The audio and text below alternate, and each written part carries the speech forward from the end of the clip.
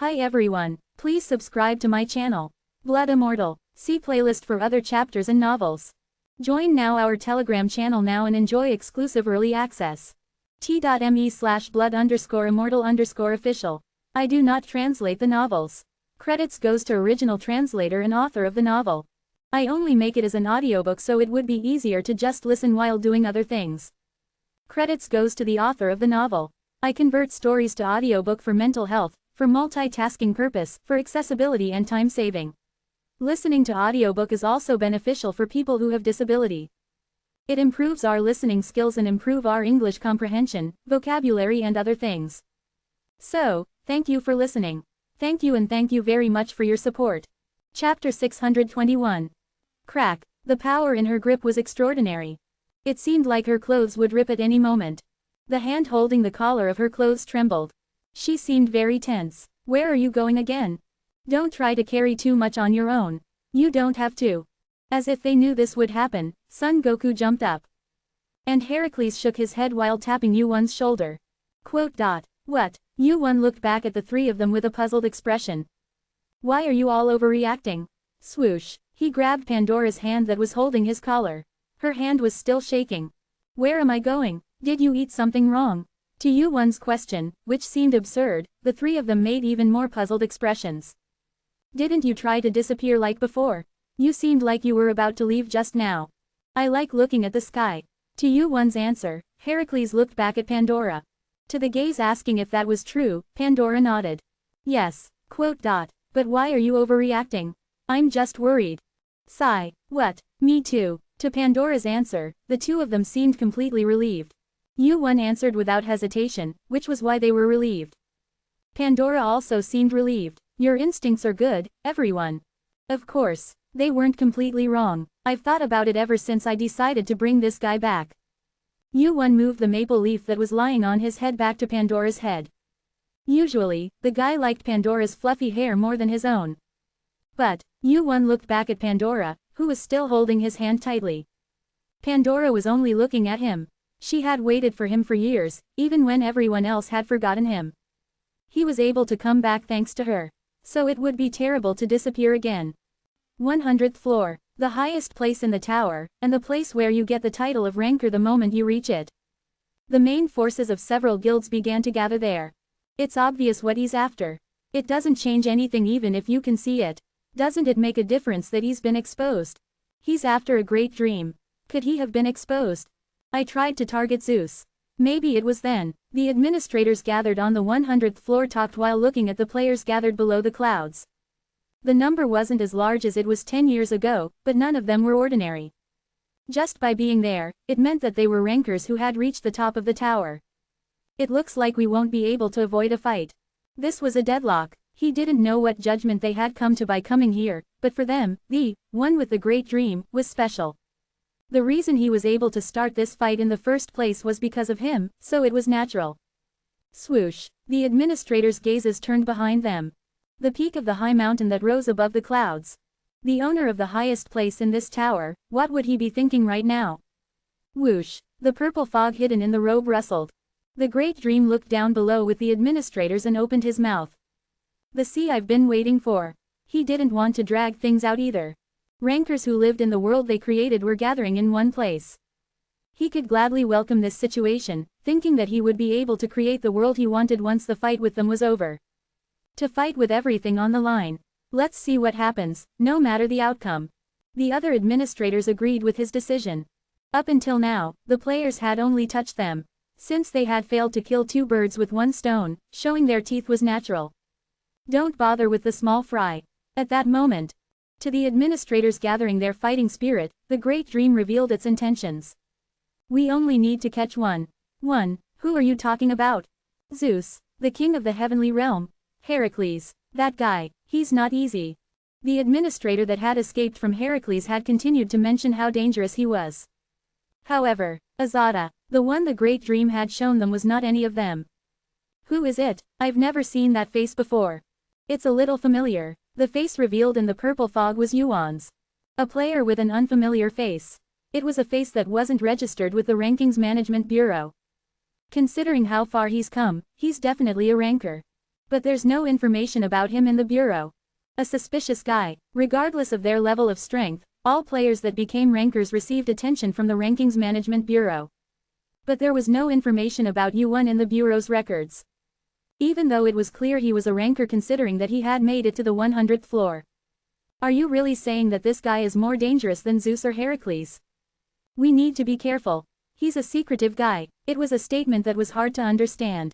No matter how secretive he was it possible that he was more dangerous than the single-digit rankers, including Zeus?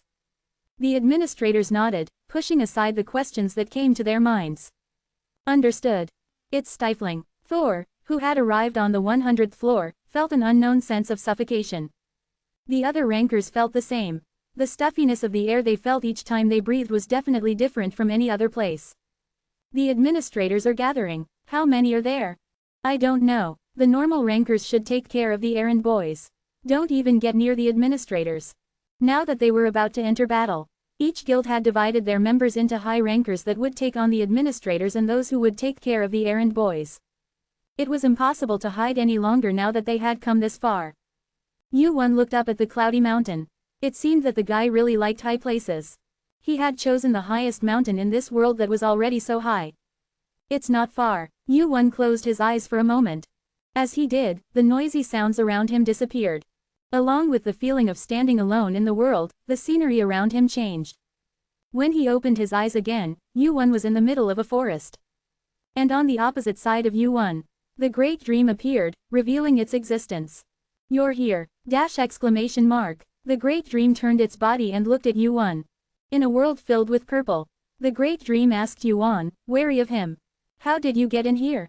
I don't know. Yuan ignored the Great Dream's question and continued to speak. Wait here, it won't do you any good to run away. Whoosh. Yuan opened his eyes again. The original scenery entered his sight. The other players were already making their final preparations for the war that was about to take place. And among them, click, Yuan began to walk towards the cloudy mountain alone. Where are you going? Sun Wukong, who had noticed Yuan's movements, asked. As expected, he was quick to notice things like this. To catch the one who dreams the great dream. Are you talking about the outer that's mixed in with the administrators? Zeus asked in response to Yuan's answer. Mixed in. It wasn't completely wrong, but Yuan, who knew about the great dream, didn't really agree with it. Even so, Yuan replied. Yeah, that guy. It didn't matter what kind of guy he was. That wasn't important right now. This isn't an individual battle, it's a war. You know more about the enemy than anyone else.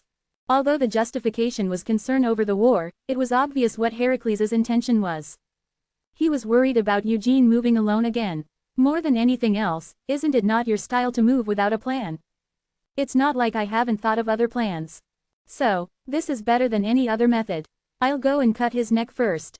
There was confidence in Eugene's words. If anyone else had said such a thing, it would have been considered arrogance. To rush into the middle of the enemy camp where the overlords were gathered. It couldn't be anything but suicide. 1. No plan is a plan, it's more refreshing than strange. Zeus agreed with Eugene's idea. Crack, crackle. Soon, the electricity that flowed from his body began to rise up into the sky. Yes, this is the place for that. Crackle, crackle. The electricity that split the clouds gathered together, forming the shape of a spear. Risking everything we've built up until now. We'll crash into them. From a small spear about the size of a person's body to one large enough to pierce through an entire mountain. Astrape, the strongest spear that Zeus could create, and a skill that was like his symbol. It's gotten bigger than before. Even the allied players who weren't pointed at by the spear's tip felt their bodies go numb. It seemed that the defeat to Ananta had been quite a shock. Unusually, there were traces of him having polished the spear until now. I'll clean up the rest. A huge mountain that pierced through the clouds and rose high into the sky. Zeus moved his hand towards the mountain where the overlords were waiting for the players. Flash, light burst out from the sky along with a clap of thunder. Kwa Uong, the spear that was thrown pierced through the mountain. A pillar of light rose up, and within it, the screams of the numerous errand boys who had been waiting could be heard. A preemptive attack had been made. Rather than making all sorts of plans, Zeus had made up his mind to throw the spear that he had polished for so long. And the next moment, he, ha ha ha, along with a strange laugh, numerous errand boys who had survived Astrape's attack revealed themselves. It seems to have started. Thud, Thor took the lead, holding Gungnir in one hand and Mjolnir in the other. Asgard, forever, the Asgardian army let out a cheer. Thor, successor of Asgard, is leading the battlefield. All negative effects are resisted. Allied damage is reduced by 15%. Some allied damage is taken instead. Thor's influence spread far and wide, covering the battlefield. Under his leadership, not only Asgard but also several large guilds began to move together. Just before the errand boys following the overlords and the rankers belonging to the large guilds clashed. Rumble. From somewhere, another bolt of electricity rose high into the sky. Crackle, crackle, crackle. It was a huge bolt of electricity that was comparable to Zeus. The electricity that flashed with a golden light soon formed a giant shape. That is, crazy, could it be? Kya. A huge roar that shook the earth. A dragon with hundreds of heads covered in golden scales. At his appearance, the imminent clash between the errand boys and players stopped for a moment. I was hungry, but this is perfect timing. Monster King Ananta. He opened his mouth with gleaming eyes at the numerous errand boys who appeared before him. Then, I'll eat well. Chapter 622. Quachik. Numerous dragon teeth devoured the errand boys. The errand boys poured out their skills to resist Ananta's dragons, whose mouths were stained with blood, as they targeted their next victim. But it was no use. Their skills were not enough to pierce Ananta's tough scales. What is this? Why is Ananta suddenly? Didn't we defeat him? The rankers of Asgard and Olympus who participated in the battle stopped moving and showed hostility towards him. He was once an enemy. No matter how much the direction of the attack was towards the errand boys, it was difficult to believe him right away. But fortunately, that guy is later. At Zeus' words that spread throughout the battlefield, they were able to catch their breath. He's an ally for now. For now, a confident voice that seemed to know something. Although their guilds were different, Zeus was the highest ranked player in this tower. At his words, the other rankers on the battlefield caught their breath and turned their hostility back to the errand boys. And the next moment, Puwak, one of Ananta's heads, which had dozens of errand boys in its mouth and was chewing them, exploded. You're finally here, Yorororuk. The dragon's gazes turned to one side. It was a being with a distinctly different presence from the errand boys. The flow of the world's magic power was drawn to that side, and a strange sense of discomfort arose. Administrator Masters. Perik. The administrators, wrapped in robes, revealed themselves one by one. In an instant, their number exceeded 10, and it was difficult to confirm the number at a glance. No matter how much Ananta was, he couldn't be calm with all of them in front of him. I told you so, didn't I? It would be annoying if I let that guy go. Everyone agreed, at that time. I don't think this is the time to be arguing about that.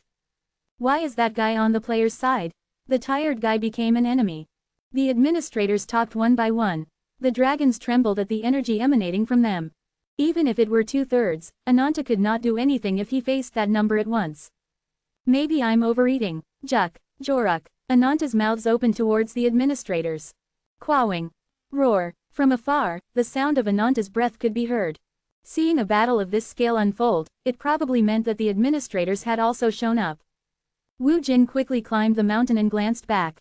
It should be a fairly even match. The enemy's forces were considerable. Probably, it would be a difficult battle for the players. There were many more errand boys than rankers, and above all, the power of the administrators surpassed even the highest-ranking high rankers. However, there was one person there. If Ananta, the variable, were added, the scales would be fairly balanced. Now all that's left is, I can't let you go alone because I'm worried. A voice suddenly cut in. Go a little slower, it's hard to keep up. Then why don't you get on here? I get motion sickness. You ride as much as you want. Hercules and Son Goku followed Wu Jin.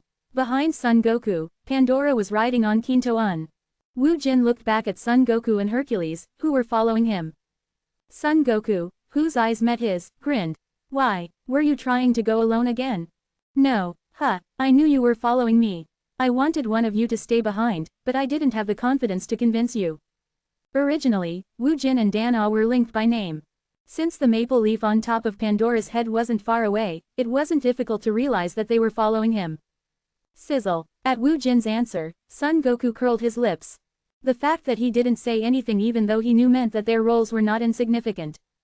So, who are we fighting? Screech. A giant tentacle extending from the forest flew towards Son Goku's head. Son Goku's eyes, which had been activating Wan Jiam Jung from the beginning, shone, and his hands stretched out. Thud, the tentacle that hit Son Goku's fist bounced up. In an instant, a chilly feeling came from his fist, and Son Goku laughed as if it were funny. They're here. Thud, the ground shook at the heavy footsteps. As if to say that he was the master of the mountain, a huge monster wearing a boar's mask appeared from the bushes. Of course, Gurgle, the administrator, who had wrapped his body in strange tentacles, was also there. So you came this far. We gave you too much time. You've gained too much weight. Swish, Yu-Won and Sun Ogong's gazes moved together. They could immediately tell how many guardians were guarding this path. How many are there? Quite a few, Sun Ogong replied to Heracles' question, shivering. 8, no, maybe more. Sun Ogong scratched his head. He would normally be confident, but he knew his own abilities. This was a bit too much. No, it was excessive. He might have been able to do it if Yu-Won was with him. Should we send them away? Yes, the two of them knew what their roles were here. To send Yu-Won up. Creating a space for Yu-Won to fight the Great Sage was the action they needed to take in this battle. Woof, thud, Dan-Ah jumped from Pandora's head to Yu-Won's head. Next moment, you'll come back, Pandora asked, closing her fist. It was a question he had heard countless times before. Of course, there was no hesitation in his answer this time. Pandora burst into laughter. Good luck, he felt much better after seeing her reaction. Yu-Won took a step towards the guardians that had revealed their true forms. This is the guy, the one named Kim Yu-Won. The one the Great Sage said we had to be most careful of. Don't interfere with the Great Sage. Swish, Yu-Won's figure disappeared into thin air. The guardians turned their heads in confusion. A thick fog had formed in the place where they had been standing just moments before. Nameless fog, obscures your vision. The guardians questioned Yu-Won's sudden disappearance. While they were distracted searching for Yu-Won. What are you looking at? Inside the thick fog, Sun Ogong's fire-eyed golden cudgel flashed and his Rui Jingu Bang flew out. Clang, thud, at the same time, Heracles' club flew out. Not bad. Sun Ogong felt his blood boil for the first time in a long time as he felt the tips of his fingers on the end of his Rui Jingu Bang. Peaceful times were good, but a battlefield like this suited him better. You left me a present as you left, Heracles muttered as he looked at the fog spreading around him. Well, the meaning of numbers never fades. This fog didn't just block their vision. Not only did this fog block vision. Are you talking about these guys? All 5 senses of every creature within it, such as their sense of smell, hearing, and touch, were blocked. Numbers no longer held any meaning within this. Wu Jin also knew that, which was why he had covered this place in fog. Then, bam, boom, Hercules swung his fists at the administrator shaped like a wild boar that was charging towards him, loudly clashing his 2 fists together. Let's give it a shot. It didn't take long to reach the peak of the mountain. Administrators that got in the way were blocked by Sun Ogong and Hercules, and the path they took was strangely quiet. As if it had been intentionally emptied out. Gulp, gurgle. Kya. As they reached the peak, they could see players, administrators, and errand boys all tangled up in a fight beneath the parted clouds. Rankers in the tens of thousands had joined hands with the King of Monsters. Zeus, lightning bolts flew out to intercept the administrators, and the Yilang army and Diablo held back the administrators from the front. They were holding on well. At least, that's how it seemed for now. It's close, but it's not enough. I thought it would somehow work out since Ananta was here. The absence of Hercules and Sun Ogong was painful. If even one of them had remained, the situation would have been different. I need to hurry. Thud, I climbed to the peak of the mountain and slowly drew my sword. As the distance gradually closed, Wu Jin's sword and divine status were reacting. Otherworld's adversary is resisting the world of the great dream. Otherworld sword is reacting to the world of the great dream. Wu Jin's sword and the Otherworld's adversary were powers that only reacted to the outer. There was only one meaning to them reacting. Swish. It meant that the guy was here. Kwang. As I slashed my sword down vertically, the space at the peak of the mountain split open. A long gash formed, revealing a purple space. Beyond that, Wu Jin could face the existence that had been waiting for him. You were hiding in a gloomy place. Thud, Wu Jin stepped towards the space. A world completely filled with purple.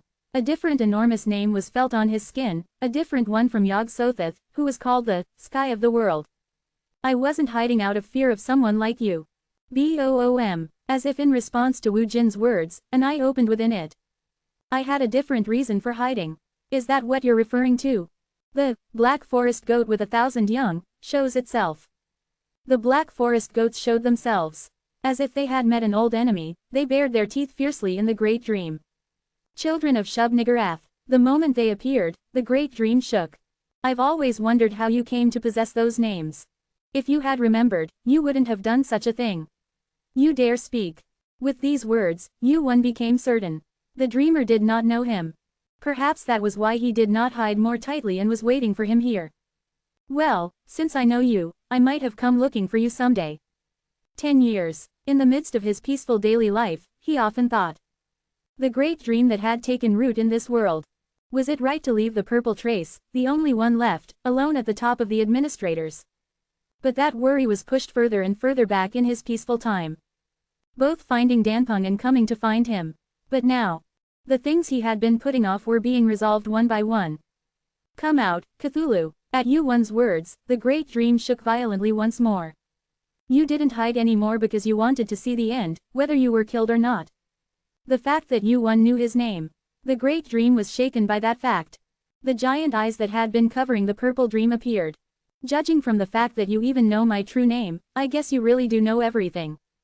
True name, the foundation and everything that makes up an existence. Knowing even that name meant that he truly knew everything about the being called Cthulhu. Of course, then you must know, it didn't matter if he did. From the moment Yu-Won first set foot in this place. You can't survive here unless you're the real Azathoth. He was confident in his victory. Chapter 623. Kya, Ananta's dragons roared. The electricity that had been blazing all over his body as if it would explode gradually went out, and the hard scales that had been covering his body were completely ruined. Nearly 20 administrators. No matter how much of a monster king he was, it was difficult to endure the attacks they poured out. It's not easy, really. From the beginning, when Yu-Won said he would let himself go free, he thought it wouldn't be an easy fight. But he never thought it would be this difficult. Numerous rankers including Zeus and the King of Monsters joined hands.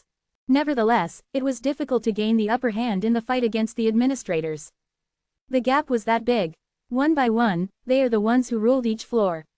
It would be strange if you saw it easily. Zeus was now standing on top of Ananta's head. Ananta asked Zeus, who was in such a position, in disbelief. Why are you on my head? No matter how I look at it, this is the safest place. You're more brazen than I thought. I just found the best spot. So stop shaking your head. It's uncomfortable to throw a spear. Zeus said so and once again held a spear in his hand. Like that, he climbed onto the dragon's head and threw a spear. Suddenly, Zeus was overwhelmed with an unfamiliar feeling. This is all I can do. Kwa rang, he thought as he threw countless spears at the administrators. Unlike you, I don't get along with warriors, Odin. Zeus had been ruling the guild from the position of the king for a long time. With a gesture or a word, he commanded numerous rankers and moved the tower by drawing big and small pictures. But now, all he could do in this place was fight the administrators as a single warrior. Ananta, suddenly, stop. Zeus's body, who was throwing spears, turned at the voice he heard nearby. Isn't this too foul? Jurung. The spear and hand collided. Dozens of claws attacked Zeus, but were blocked by the spear of lightning. And immediately after, Swiak, Jajariok. The ground was split in the direction the claws were swung. Peeshed. Zeus's clothes were torn. Fortunately, he was not hit directly, so the wound was shallow. Zeus, it wasn't for nothing. Don't talk like you know everything about me just because you made me bleed a drop of blood. Kwa rang. The electricity gushing from Zeus's hand pushed the administrator away. But, are you the leader of these guys? Right after. Another administrator appeared one after another and revealed his face to Zeus. This ends with, flash. That moment, Joryoryorong. A pure white spear pierced the administrator's body in a straight line. Zeus's gaze turned in the direction the spear had come from at the blow that flew to the end of the world. That kid, Seek. The corners of Zeus's mouth went up. Just below Ananta, a muscular man riding a Cheonma. Thor, a young ranker who looked exactly like Odin, had thrown Gingnir. Who, Thor, who had started Gingnir once, gasped for breath as his mana drained away in an instant. Even with just one start, his breath was right below his chin. I don't know how many of these I can throw. It's difficult. Kuguk. Thor gripped Mjolnir, which he held in his other hand, tightly. It also took quite a long time to handle Mjolnir. However, Gingnir was an item several levels higher than that. A weapon that was like a symbol of his father, Odin. But he didn't have the strength to handle it right now. Ooh, the Gingnur returned to Thor's hand with pure white light. It felt different in weight than before. A look of anguish appeared in Thor's eyes as he looked down at the Gingnur. How on earth did my father? Asgard's power comes from a single tree.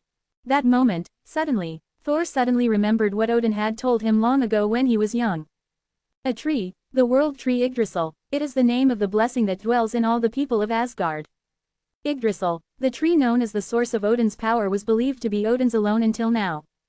But when he was young, Odin said that the master of Yggdrasil is everyone in Asgard. If I could handle Yggdrasil like my father, if that happened, he would be able to handle the Gingnur better than he does now. What you need is faith. Faith in Asgard and Yggdrasil. Swoosh, he raised his hand holding Mjolnir. The screams of Asgard's rankers and Valkyries echoed across the battlefield. Please, so that I can stop those screams. Asgard. Thor wished. Be eternal. He recited the words like a spell. Yggdrasil responds to Asgard. Part of Yggdrasil is summoned to the battlefield. Rustle, a branch blossomed from the Mjolnir he raised. Green leaves bloomed. A bright green light spread in all directions. This is Yggdrasil. Thor's eyes sparkled with the power that bloomed from the tree. Yggdrasil, the source of Asgard's power, which had been granted only to Odin until now. The moment he witnessed that power with his own eyes. Cool. Between the branches of the world tree, Yggdrasil, that was blooming centered on Mjolnir. A small man with a green head was seen sleeping. No way. The man who was rubbing his eyes as if he was sleep-talking slowly opened his eyelids. Beautiful green eyes. The man who was sleeping naked, covering his important parts with leaves, met Thor's eyes. Oh, you. He rubbed his sleepy eyes and yawned. Wham, so you're Odin's son. I called out the world tree, and what the heck? Vishnu, sir. A strange man appeared. Kya. At that moment, Ananta's heads howled. Thunderbolts struck from the sky and fell on the heads of the administrators. The battlefield was in chaos. Vishnu shook off his sleepiness and looked around. Ananta, he asked Thor, who was closest to him. Is that an enemy or an ally? He's an ally, for now. No matter how much he was the king of Asgard, his opponent was Vishnu. He was the oldest player, the man who had even turned down King Odin. Thor questioned Vishnu's appearance, but briefly explained the situation. We are currently at war with the administrators. If it was Vishnu, who had fought the administrators from the very beginning, he would understand the situation well enough. What happened to you, Lord Vishnu? I died, for a while. Yes, if there's a tree, I can come back to life anywhere. But this place was the most comfortable. At that moment, the name of the godhood that Vishnu had achieved came to Thor's mind. The creator of creation, it was truly a great name. But the true meaning of that godhood had never been revealed until now. Why Vishnu went to the administrator even though he suspected him. He finally understood why he could choose death instead of Yama, his subordinate. I guess I fell asleep in your world tree. Thanks to that, I recovered quickly. It seems that I was asleep in your world tree. Is it thanks to you? My recovery I swift. The time had come for the master of the tower to change. All town at quiddy smutchasen his prime. This wasn't off or no. Enough with the chit-chat. Now then. Rustle. The leaves of the world tree started to move. The king of Asgard. Not by Thor, but by the hand of Vishnu. Let's try a round of vengeance. Crash. A violet lightning bolt swept through Zeus's body. A feeling of paralysis. In an instant, Zeus's body, which had been throwing the spear, stiffened. They attributes you possess originated from administrator. The master Homal magical power serve. The lightning he handled was truly more special than any type of lightning Zeus had witnessed until now. Yet, Uteratodafime, how arrogant. Ooh-ha-ha, ha-ha-ha. Zeus looked up and bursted into laughter, an uncharacteristic hearty laugh. The administrator, who watching him for a long time, could not understand his laughter. Have you given up? Such doubts were only natural. However. No, the reason Zeus burst into laughter was completely opposite. I'm glad. Crash. A gigantic leaf was brandished. The branch swept aside the violet lightning that had covered Zeus's body and found the foremost administrator hitting within. A violet lump, small like an elf. What the? Buzz. Crash. Once again, a gigantic leaf came flying in. The violet lump burst open, followed by the administrator's short there. If the branch had been an ordinary tree, it would have been impossible. However, considering the true nature of the tree and the person wielding it, it was only natural. In a very imagined you'd return with Yggdrasil, Zeus could not help but be gladdened by this unexpectedly humorous development. Welcome, Vishnu. Thud, Vishnu hung upside down on the branch of the world tree. He was considerably smaller than before, appearing as a young boy. You looked in danger. Was I deceived? I would have found a way to escape. It wouldn't have been as easy as this how. Trees were naturally opposed to lightning. That was also why the administrator, who had been wielding lightning a moment before, had been laughably easily defeated by Vishnu. Of course, the power Vishnu held now could not explained by that factual one. How did you come to control Yggdrasil? It belongs to Asgard. Odin's son collaborated with me. Thanks to him, Yggdrasil granted mate's power. Yggdrasil was a tree that was like the mother of all life. Although the ruler Ofit's power resided in Asgard, Vishnu held respect and awe for Yggdrasil, which had existed for much longer than his own life. Furthermore, Nothatha had Kamatoborowit's power. However unexpectedly, Vishnu was exerting much greater power on this battlefield than before he had regained his power. How did you know I was alive? I overheard it. I see. Zeus nodded, guessing gruffly what had happened. Yggdrasil was the source of Asgard's power. Zeus had also slightly heard rumors that, while he was alive, Odin's power had come from Tyr. Of course, it was not the case that anyone who obtained the power of Yggdrasil could rise to the position of Odin. That was too far away for Thor. However, that little king has done well. Vishnu's appearance changed the story. He was one of the few rankers that Zeus, along with Odin, acknowledged. Moreover, the power of Yggdrasil was now in his hands. Crash! The trees that covered the battlefield were brandished at the administrator and his lackeys. The power of Yggdrasil envelops the battlefield. Some of your health has been recovered. Some of your mana has been recovered. A feeling of warmth wrapped around his body. Feeling his health and mana recovering rapidly, Zeus finally uttered words filled with conviction. This is the turnaround. From now on, it was time for the master of the tower to change. Chapter 624. At Cthulhu's certainty, Yu-1 looked around the space he was standing in. All sorts of dreams were flaring up. All forms of monsters that humans could imagine were visible. Imagination, that was the true nature of dreams. No matter how strong they are, there is no one who can overcome dreams. A being that dreamed great dreams. That was the name Cthulhu had and was similar to his nature. The stronger you are, the greater your fear and imagination become. Yu-1 nodded at his explanation. He was right, the first nightmares of children often feel harmless and cute. But as time naturally passes and the fear disappears. Ironically, the form of the nightmare grows with the body and mind of the dreamer. Right now, the form of fear is generally similar. Swish, in the purple dream, beings that had taken form appeared one by one. Do you think you're any different? A monster with a green one-eyed eye and dozens of octopus-like legs writhed its body. Next to it, a sphere with hundreds of eyes blinked, and above the sky, a huge serpent flickered through the air, waving its 3 heads and tail. All sorts of grotesque monsters targeted Yu-1. Looking at them, Yu-1 called out their names one by one. I.G., Juk Shab, Kwai I Ga. All familiar faces and names. There weren't just 1 or 2 of them either. They numbered in the dozens. They had one thing in common. They're the guardians. All of them were acting as guardians in this world. A deep dream is no different from reality. Familiar-looking guardians appeared. They were the ones he had encountered on his way here. A giant boar that looked like the king of the mountain. A green one-eyed monster with dozens of legs. They were all nightmares created by this guy's dream. This place is like this now. How is it? No matter how much you have their names, can you handle it? At his confident voice, Yu-1 looked around at the guardians who had appeared with narrowed eyes. The dream had become reality. He had picked out the things he had seen in the nightmare, and the nightmare had created a single guardian. No one can overcome a nightmare. If they could, it wouldn't be a nightmare in the first place.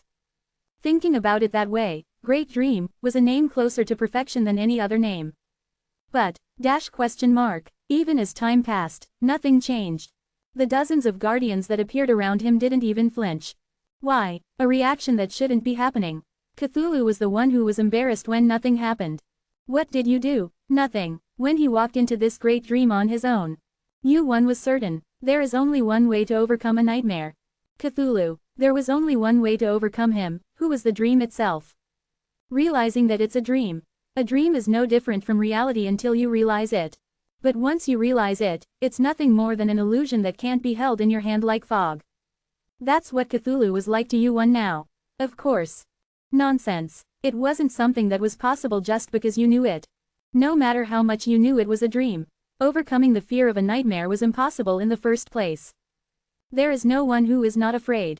Even in the face of death, there is another fear that surpasses it. I know you too well to be afraid of someone like you. At his outburst, which was close to hysteria, Yuan continued with a mocking voice. In his childhood, he had a nightmare. Flutter. At that moment, Cthulhu's wide eyes trembled, the dilated pupils of Cthulhu could be seen trembling. The man who had muttered in this way soon turned around and left. He had reacted to the word, childhood. It was a scary dream. What did it look like? It seemed to look like an octopus, and it also looked like a dragon or a ghost. It was such an old memory. Yuan shook his head as he searched for that memory. After waking up from the nightmare, he realized that it was a monster created from his own imagination. Isn't that right? When you're young, everyone. Yuan referred to the memory he possessed as that. It was in order not to be assimilated by Azathoth any longer. It's an absurd imagination. However, do you know what else is different? What are you saying? He was so special. Wang, Wu, Wang Wang. Cthulhu's world shook irregularly. The space, which had been called the Great Dream, was becoming chaotic at the story mentioned by Yuan's mouth. The dream became reality. The nightmare became a monster. Once such a nightmare is born, it does not disappear even when the child grows up and no longer fears dreams. Surely, he had that thought before. Formless chaos, one of the names that Azathoth had. From the moment he confirmed it with his eyes, he thought that the Yuan before his eyes might be Azathoth, even if it was just 1/10,000th. However, he did not want to admit it. No, he could not admit it. This being before his eyes. That it was truly the Great Father who had created the dream that he was. That can't be. That's right. It can't be. I'm not the one you think I am. Yuan also denied Azathoth. His true name had disappeared. A true name that had disappeared once does not return, but he was special. Like a phoenix that is resurrected again. He would someday be resurrected again somewhere. Perhaps he himself would become a vessel for that. However, even so, I know you too well. At that, Cthulhu denied Yuan. It was not a wrong choice. In reality, Azathoth's true name had disappeared, and the power Yuan possessed was nothing more than a fraction compared to Azathoth's. However, what was needed to deal with the Great Dream was not the power he possessed, but memory. Do you understand now? Cthulhu, Sugek, the tip of the sword that Yuan swung cut open the illusion of the Great Dream. To him, you're nothing more than a nightmare that he had in his childhood. A child grows up and becomes an adult, and realizes that he was truly nothing. So was Azathoth, all of you, Suk. Yuan's gaze once again swept over the administrators around him. Their names came to mind. Every single one of them were beings that Azathoth had dreamed of in his childhood dreams. Childhood. Azathoth often had nightmares. The types of monsters that appeared in his nightmares were diverse. Starting with an octopus, he also became a frog, a ghost, a wild boar, or a snake.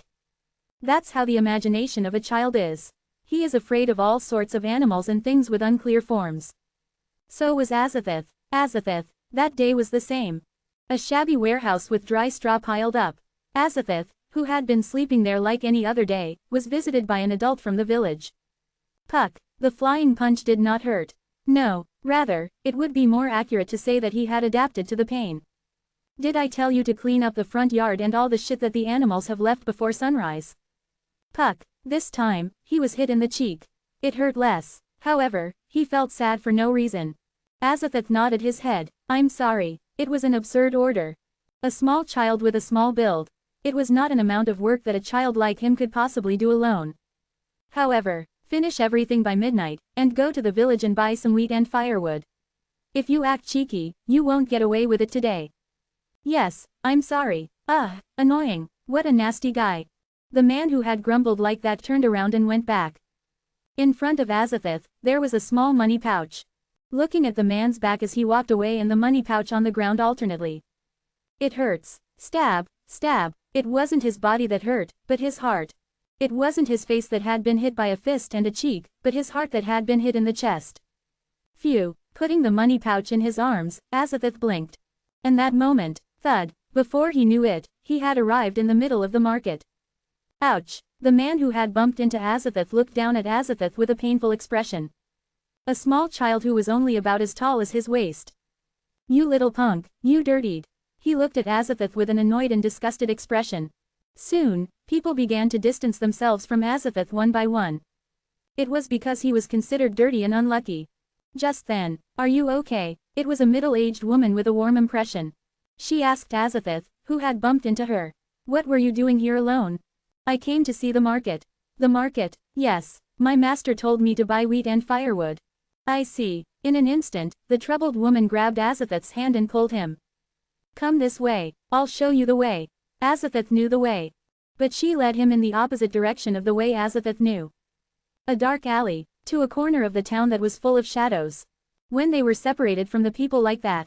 What the hell, it's just a kid. Why did you bring this beggar kid here? Her party appeared, 2 men with swords drawn. The 2 swords created a chilling terror in an instant.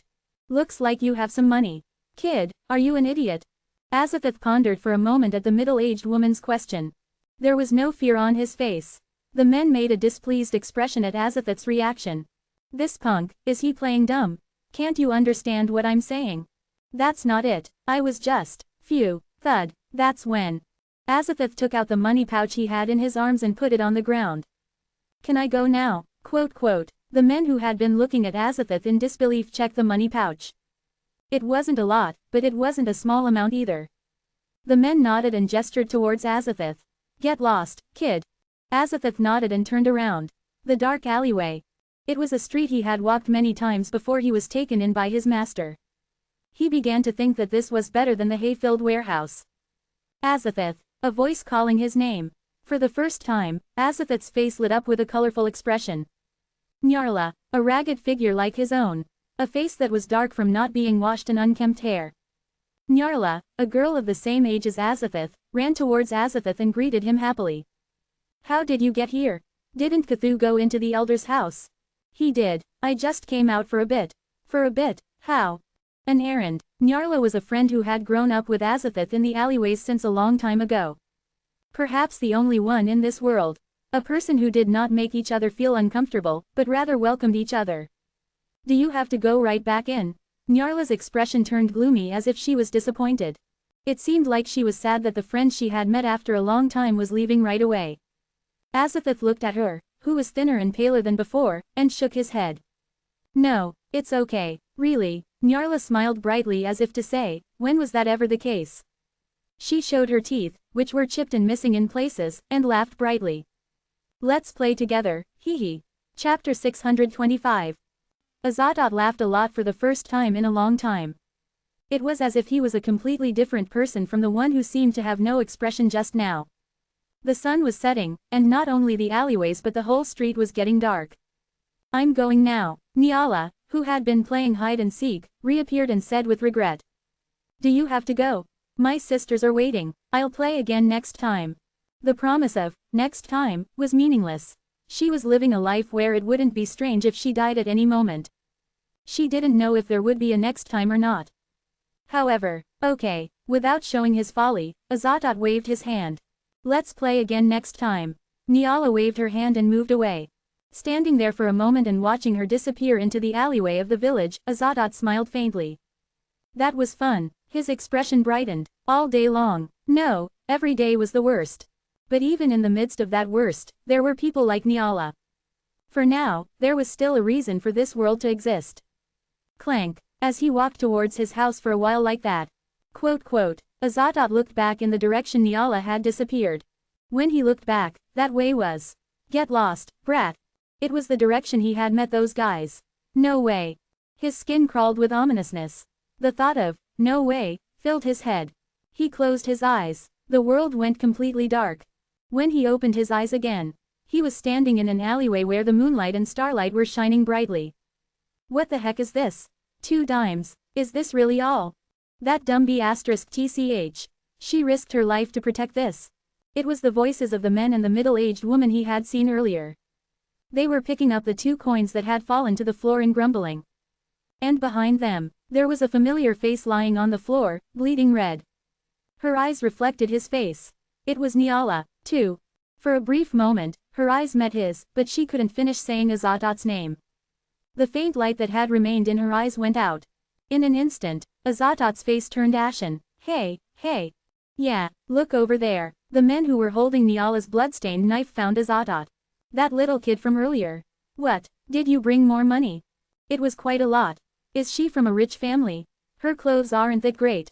They chuckled as they looked at Azatot. Niala's body lying on the floor was out of their sight. They were the ones who had been sorry for the 2 dimes just a moment ago. Azatot's gaze turned to the coins in the man's hand. That was all that Niala had. I only needed 1. Blink. In an instant, the surroundings flickered as if the lights had gone out and then back on. Huh, what was that just now? Not indoors. Outside. It was an alleyway where the only light was from the moon and stars. But for a moment, the world flickered. No reason not to ruin this filthy world. Just 1 more. Blink, blink. The light of the world turned on and off repeatedly. The middle-aged woman, who had looked up in wonder at what was going on, pointed her finger in shock. Th, the moon. Wah, what is that? Blink. Eyes appeared on the surface of the moon. From the moon's surface, eyes opened. Unlike the outer managers with physical strength, these nightmares in the dream scattered too easily. Blood tears flowed from the moon's eyes, and it blinked several times. It was the same with Azathoth. Ju-Rook, with blood flowing from its eyes. The small-bodied child walked slowly towards Nyarlathotep's body. Why did you take it? Blink. The moon blinked again. I was angry. No, I was always angry. When I opened my eyes in a smelly warehouse this morning. When I got slapped as soon as I woke up. When they took my money, I was always angry. Still, I thought it was okay if I had just 1 thing. Even in a world like this. Still, there must be just 1 reason to remain, I said. Let's see, what nonsense has this brat been talking about since earlier? The moment the man with the knife in his hand walked towards Azathoth. Thud. Azathoth, who had approached without anyone noticing, put his palm on his stomach. I don't need it anymore. Quote exclamation mark quote. The man's eyes widened as if they were about to burst. He didn't even scream. There were no special premonitory symptoms. But soon, shwa-ah, the man's body turned into sand and poured onto the floor. What the hell? Kya, the 2 companions screamed. Their colleague had become sand. It wasn't simple death in life, but an annihilation that was in the realm of the inexplicable. What on earth had happened before their eyes? Talk, Tatata. In fear, the 2 began to run in different directions. They were trying to escape. However, I told you. Shwa-ah, the child who was looking down at Nyarlathotep's body. Starting from beneath Azathoth's feet, the world began to turn into sand. I said I don't need it. Shwa-ah, the man who was running away, and the middle-aged woman who was his colleague. The man who slapped me in the morning, and the people who looked at Azathoth with disgust on the street. They all turned into a handful of sand. That's how the world ended. I won't abandon this world like you. Nyarlathotep was very mistaken. A barren and dry world covered in desert. He said that the world had become like this because of Azathoth's apathetic nature.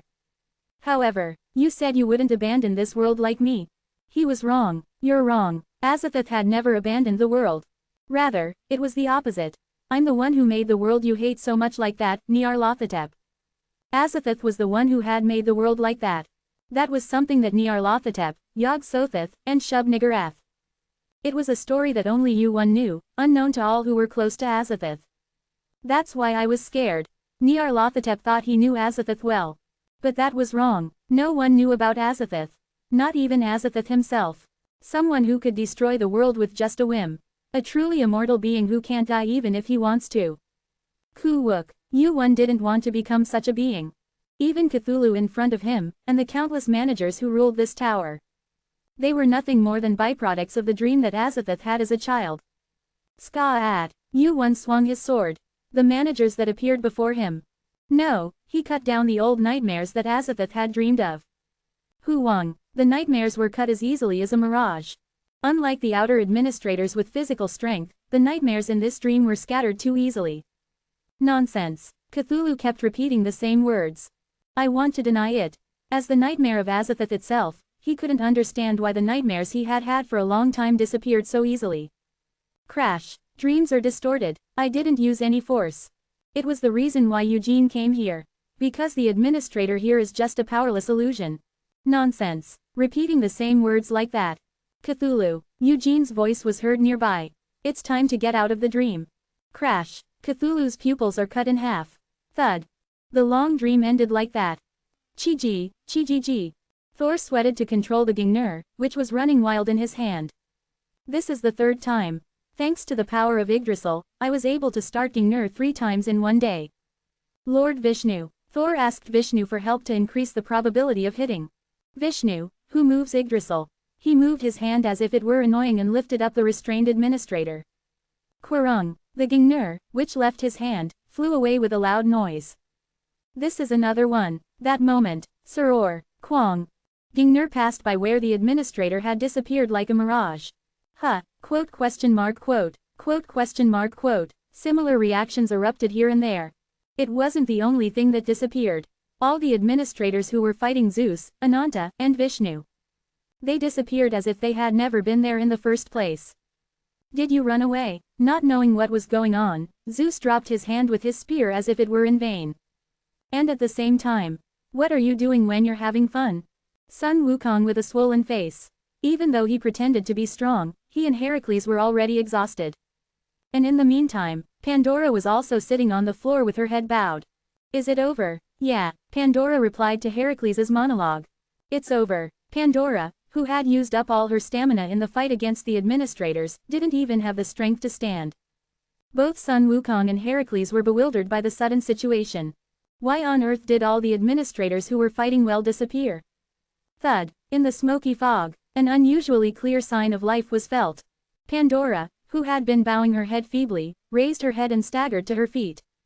Whose footsteps are these? Towards the man faintly hidden in the fog in the distance. Pandora ran with all her might. Eugene. After the war with the administrators, Zeus lay in bed with bandages all over his body. He was more hurt in his pride than in his body. He looked up at the scenery outside the blue window and muttered. Twice the debt, in the war with Outer and in the war with the administrators this time.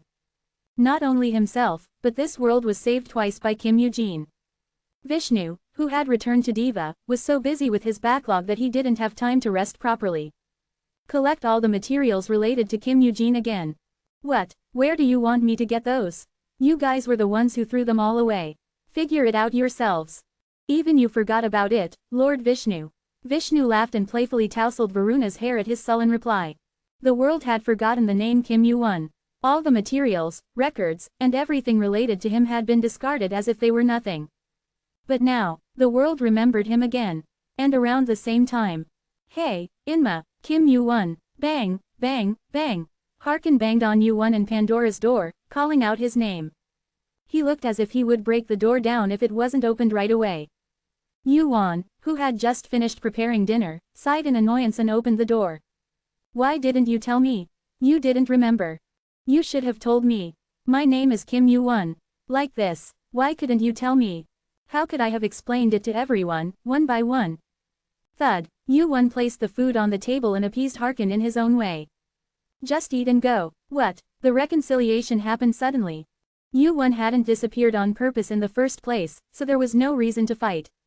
While eating with Harkin like that, I want to eat too. The tree is outside. Sun Ogong and Hercules, who had come to play because they were bored, entered the house with a tree they had brought. Just like that, Yu-won returned to his original place. At the noisy and peaceful dinner table. This is the world I wanted. Yu-won looked around at the world that surrounded him and thought. The boy too, and the girl too. Creak. The girl drew a picture on the ground with a long, bumpy stone. The boy looked at the picture the girl had drawn and asked. What is this? The house we're going to live in together, later. A house? The boy made a puzzled expression. The picture was too tall to be called a house.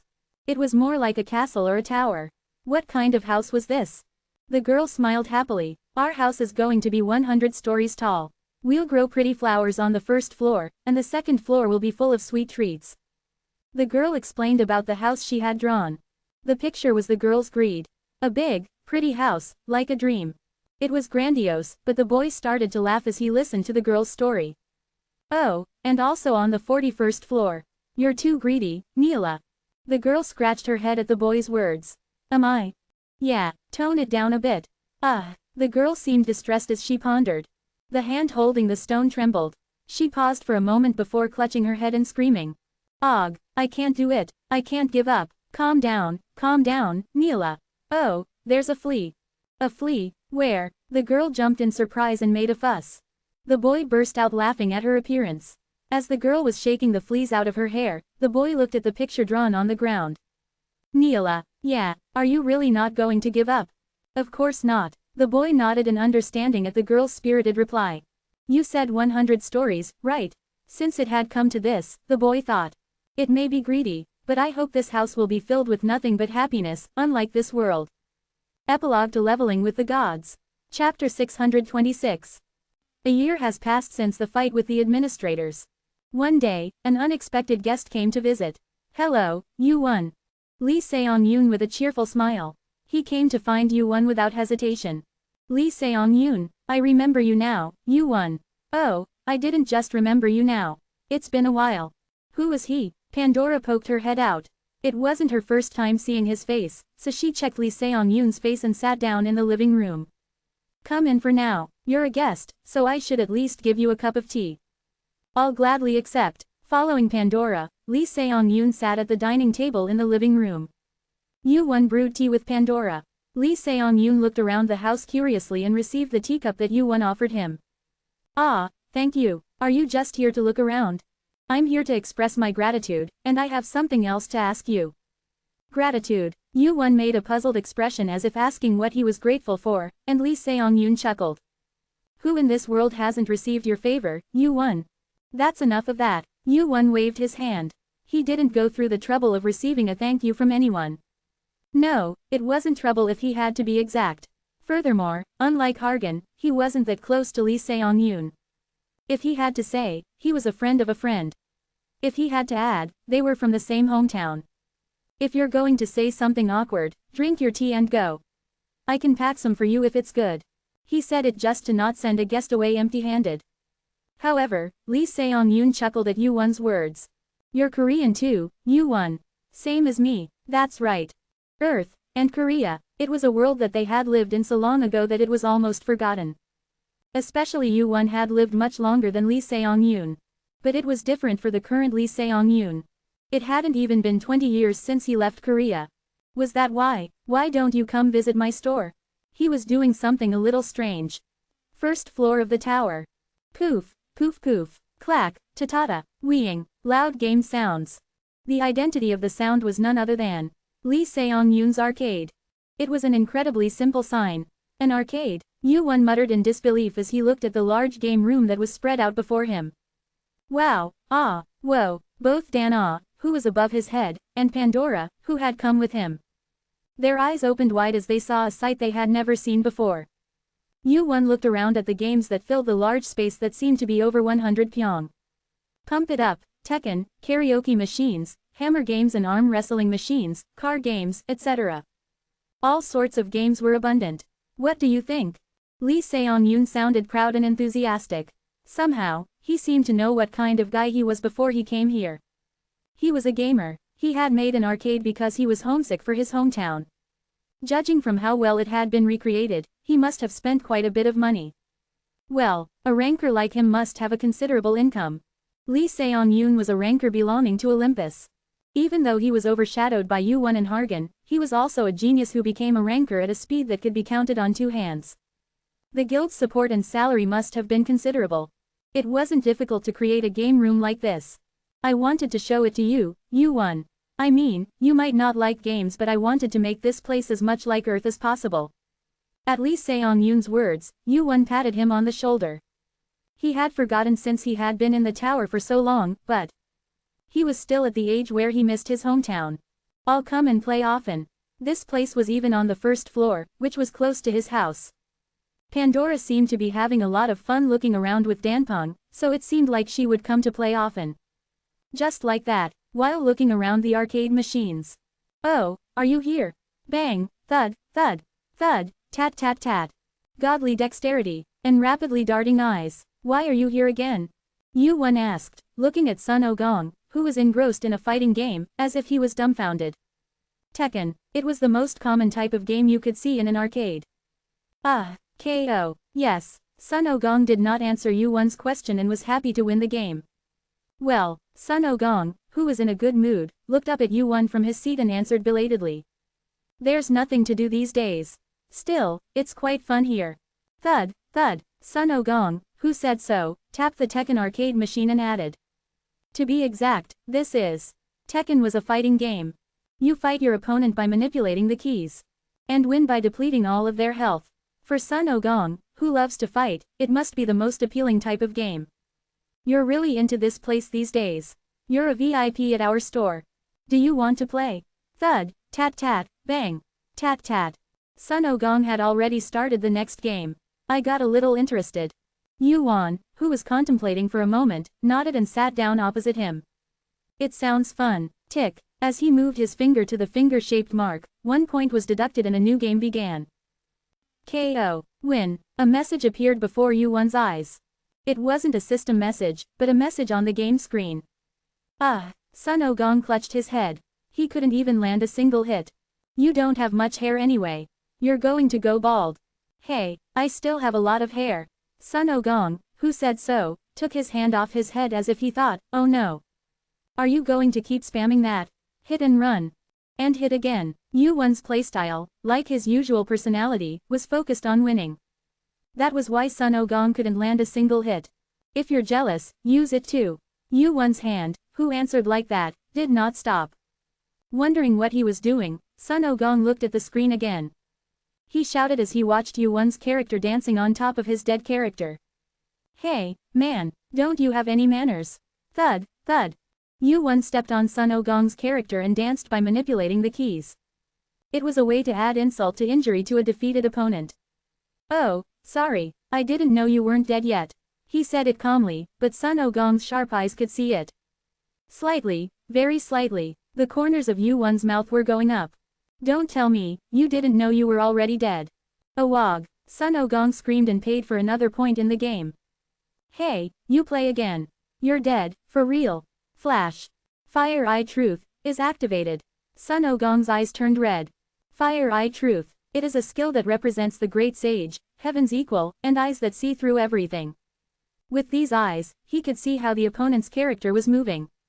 Swish, swish, huff, huff. Indeed, the movement of Sun Ogong's character, who used the Fire Eye Truth, changed. Unlike before, his dexterity was more agile. However, Flash, Fire Eye Truth, is activated.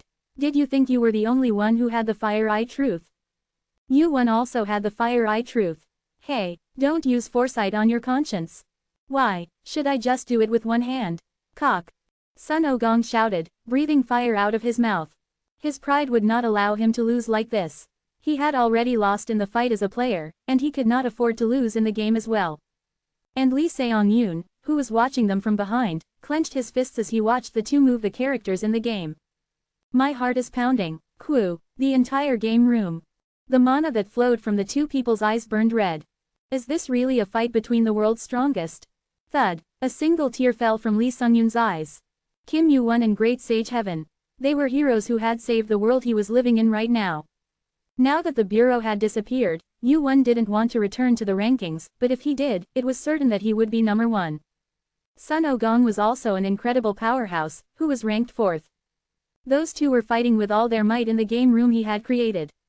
Lee Seong-yoon, who was enthusiastic about games, was so moved that he felt like crying. But on the other hand, Pandora, who was looking around the game room in wonder, muttered as if she felt sorry for the 3 people. Idiots, idiots. Dana also agreed. Sun Ogong grabbed his head again. No, he tried to grab it. Ouch, my head. These days, he felt like he was losing more and more hair, so he had to be careful. It seemed that he had pulled it out too much because he had used so many clones. But he couldn't help it when he was stressed. For the past 6 months, he had devoted himself to Tekken and was proud to have become an expert. I need to practice more. His pride was shattered by Yuan's words. Sun Ogong went into special training. He devoted himself to the game more than usual. Until the day he became an expert in Tekken. Wanna play a game?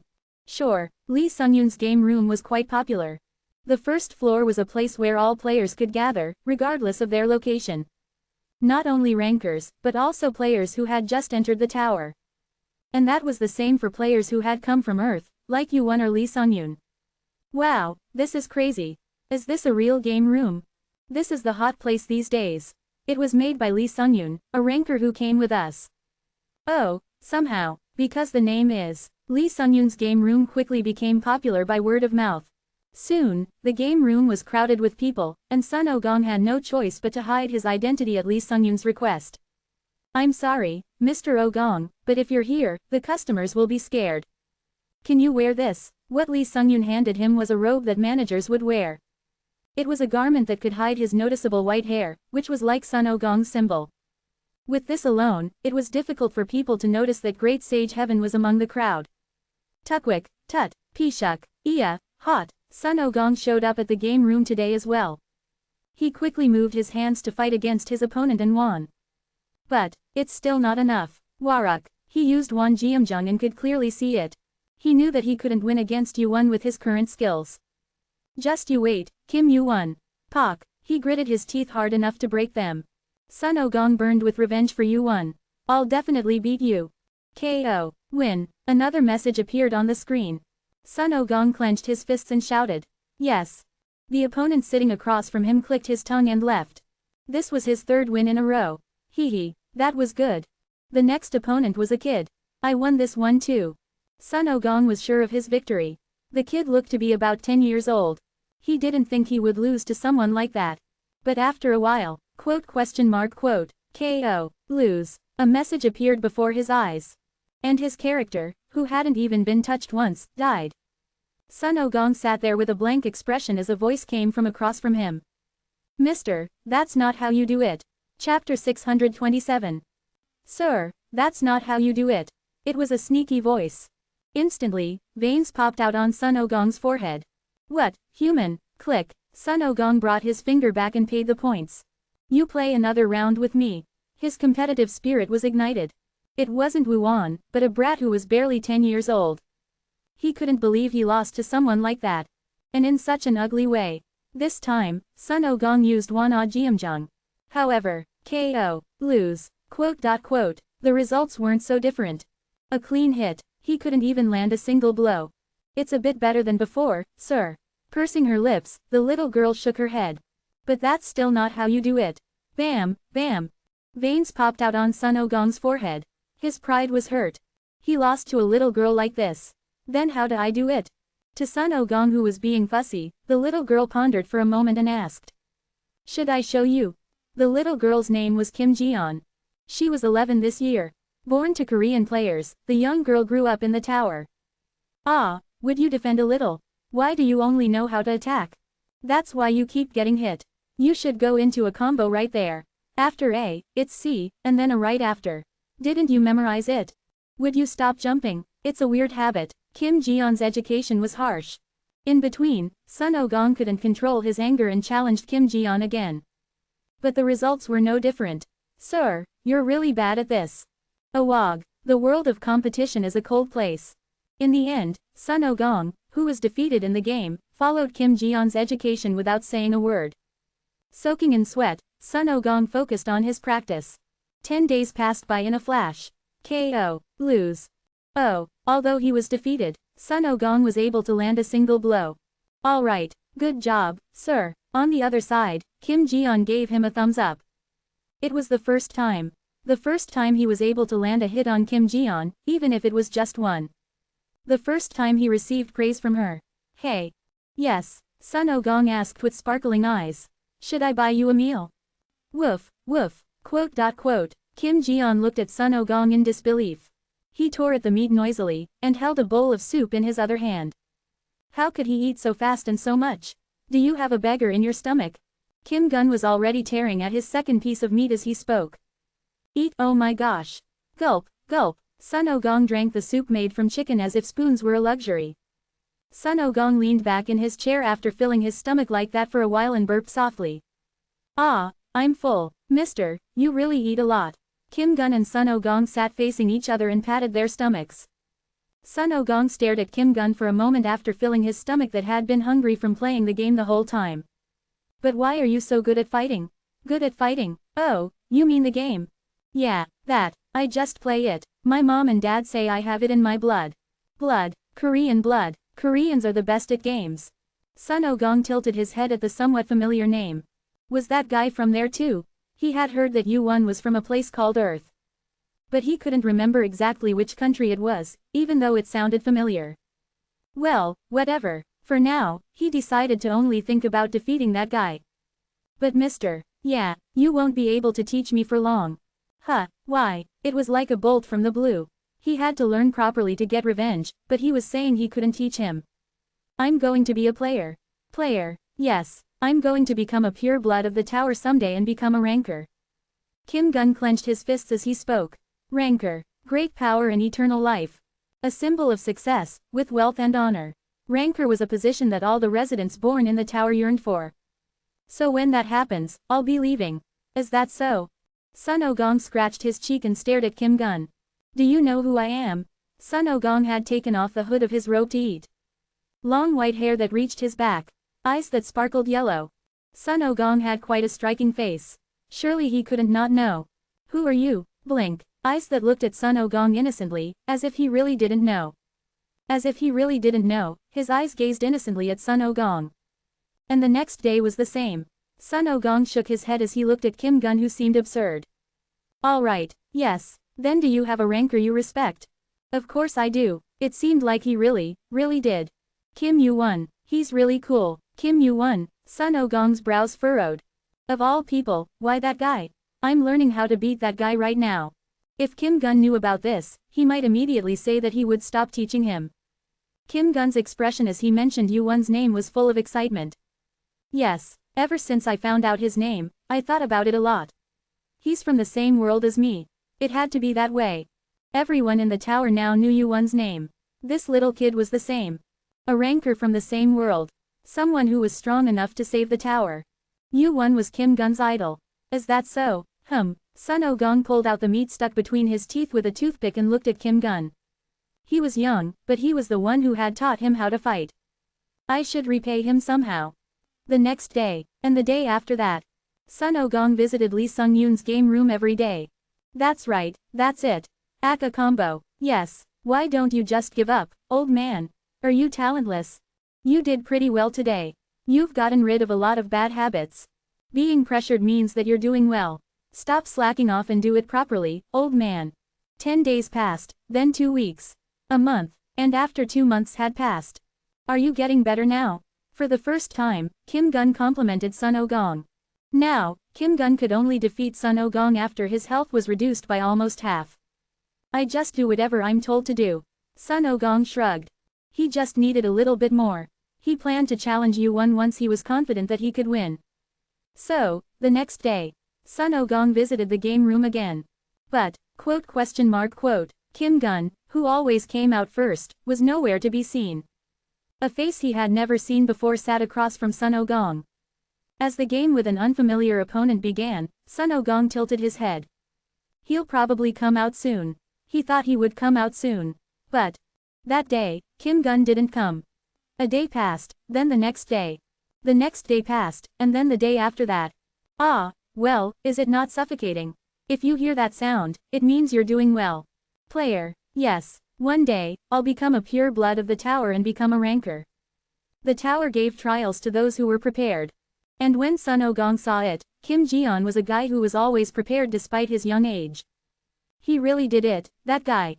Sun Ogong wasn't worried. That guy would definitely do well. He was none other than the teacher who taught him. It was a pity to part ways like this, but he thought it was fate. This is how it happened. There was only one way to repay that guy. I'll definitely win, just like how he had first aimed, it was to beat Kim Yu-won. Thud, Sun Ogong burned his determination today as well. To some, it might just be a game. But at this moment, that was everything to Sun Ogong. The seasons changed, summer passed, and the days grew colder. A year passed, there were big and small things that happened. However, Sun Ogong didn't stop going to the arcade during that time. As a result of grinding away every day, Sun Ogong became a known expert in the neighborhood. That guy is here again. Should I challenge him? Hey, give up. You won't win anyway. Yeah, you'll just waste your points. There were only 1 or 2 people who challenged Sun Ogong a day. Most of the people who came to the arcade had already lost to Sun Ogong once. There were also people who came looking for him after hearing rumors, but they couldn't beat Sun Ogong. Sun Ogong yawned. It wasn't fun anymore. He felt the same boredom he had before. There was no one left to fight. I guess it's time to wrap things up. The next challenger approached him. He moved his hands out of habit. The first move was a light approach and a flying kick. If they're good, they're good. He would start here by landing 1 hit. But, Hot. Boong. The kick missed. What the heck? This opponent felt different. Sun Ogong's gaze changed. He fixed his posture and thought of a combo in his head. Remember, Aka, the most basic combo. All of the following combos start from here. Just like how that guy had taught him. Slowly and surely, he fought his opponent. Ah, well, isn't it obvious? That sound means you're good. Hit and run. If you keep rushing in, you'll just die. The fierce battle continued. The opponent frequently dodged attacks and counterattacked. It was as if he had read all of his movements. The victory seemed to sway from side to side, as if it would be a draw, but in the end. KO. Win. A victory message appeared on Sun Ogong's screen. Yes. Sun Ogong clenched his fists tightly after experiencing a heated game for the first time in a long time. It was a close match, but this made it clear. There was no one left who could defeat him. But who the hell is this all of a sudden? He suddenly became curious. Where did this guy come from to be this good? Let me see his face. As he got up from his seat to check the opponent's face. Wow, Kim Gun, who had been staring at the lose on the screen, looked at Sun Ogong with a bright smile. Mister, are you good now? After receiving the call, Yu-Won returned to Lee Seong-yoon's arcade. Sun Ogong and a little boy were waiting there. That's right, this mister is the great sage. My family name is Kim and my given name is Yu-Won. This person is Kim Yu. PFF'd. Kim Gun pulled on his cheek. Tears welled up in his eyes from the cold pain. Wow, man, is this a dream? He couldn't believe the situation. Sun Ogong pointed at Tekken behind Kim Gun, who had a blank expression. Hey, let's do it again. Don't you have anything better to do? Stop talking nonsense. Yu-Won nodded at Sun Ogong's confident response. Okay, then. Yu-Won sat across from Sun Ogong. A heavy atmosphere hung in the air. Sun Ogong took out the blade he had sharpened until now. I can win. He had even defeated his master, Kim Gun. Sun Ogong had practiced over and over again to defeat Yu-Won. The days he spent learning while listening to Kim Gun's nagging every day. This was it. Wan Jiamjung is activated. It was time to show everything he had worked for. Round 1. Fight. Let's go. And that moment. Eye of Prophecy is activated. Screech. A golden light appeared in Yu-Won's eyes. As soon as his character flailed in the air, Sun Ogong jumped up from his seat and shouted. Ack, this is cheating. Chapter 628.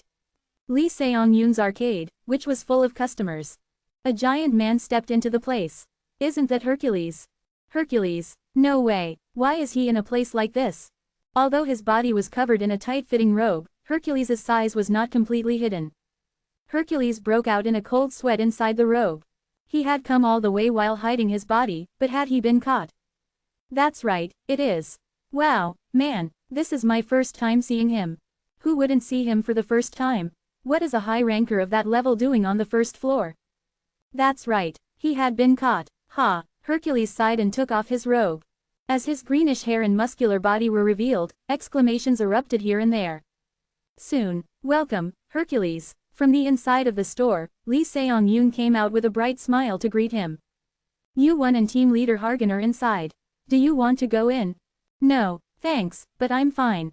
Swoosh. Hercules rolled up his sleeves and approached a game machine. I came here today for a different reason. The place Hercules headed to with a serious face was where the arm wrestling machine was. I'm interested in this. I am the best in the world. It was a simple-looking game machine with only one arm. However, that appearance rather stimulated Hercules' competitive spirit. You know, that kid from Hargan's team, Lee Seong-yoon. I know him, but why? He opened a game center this time. But there's a game machine there with thicker arms than yours. Yu-Won was the one who had told him. Hercules didn't really have any competitive spirit.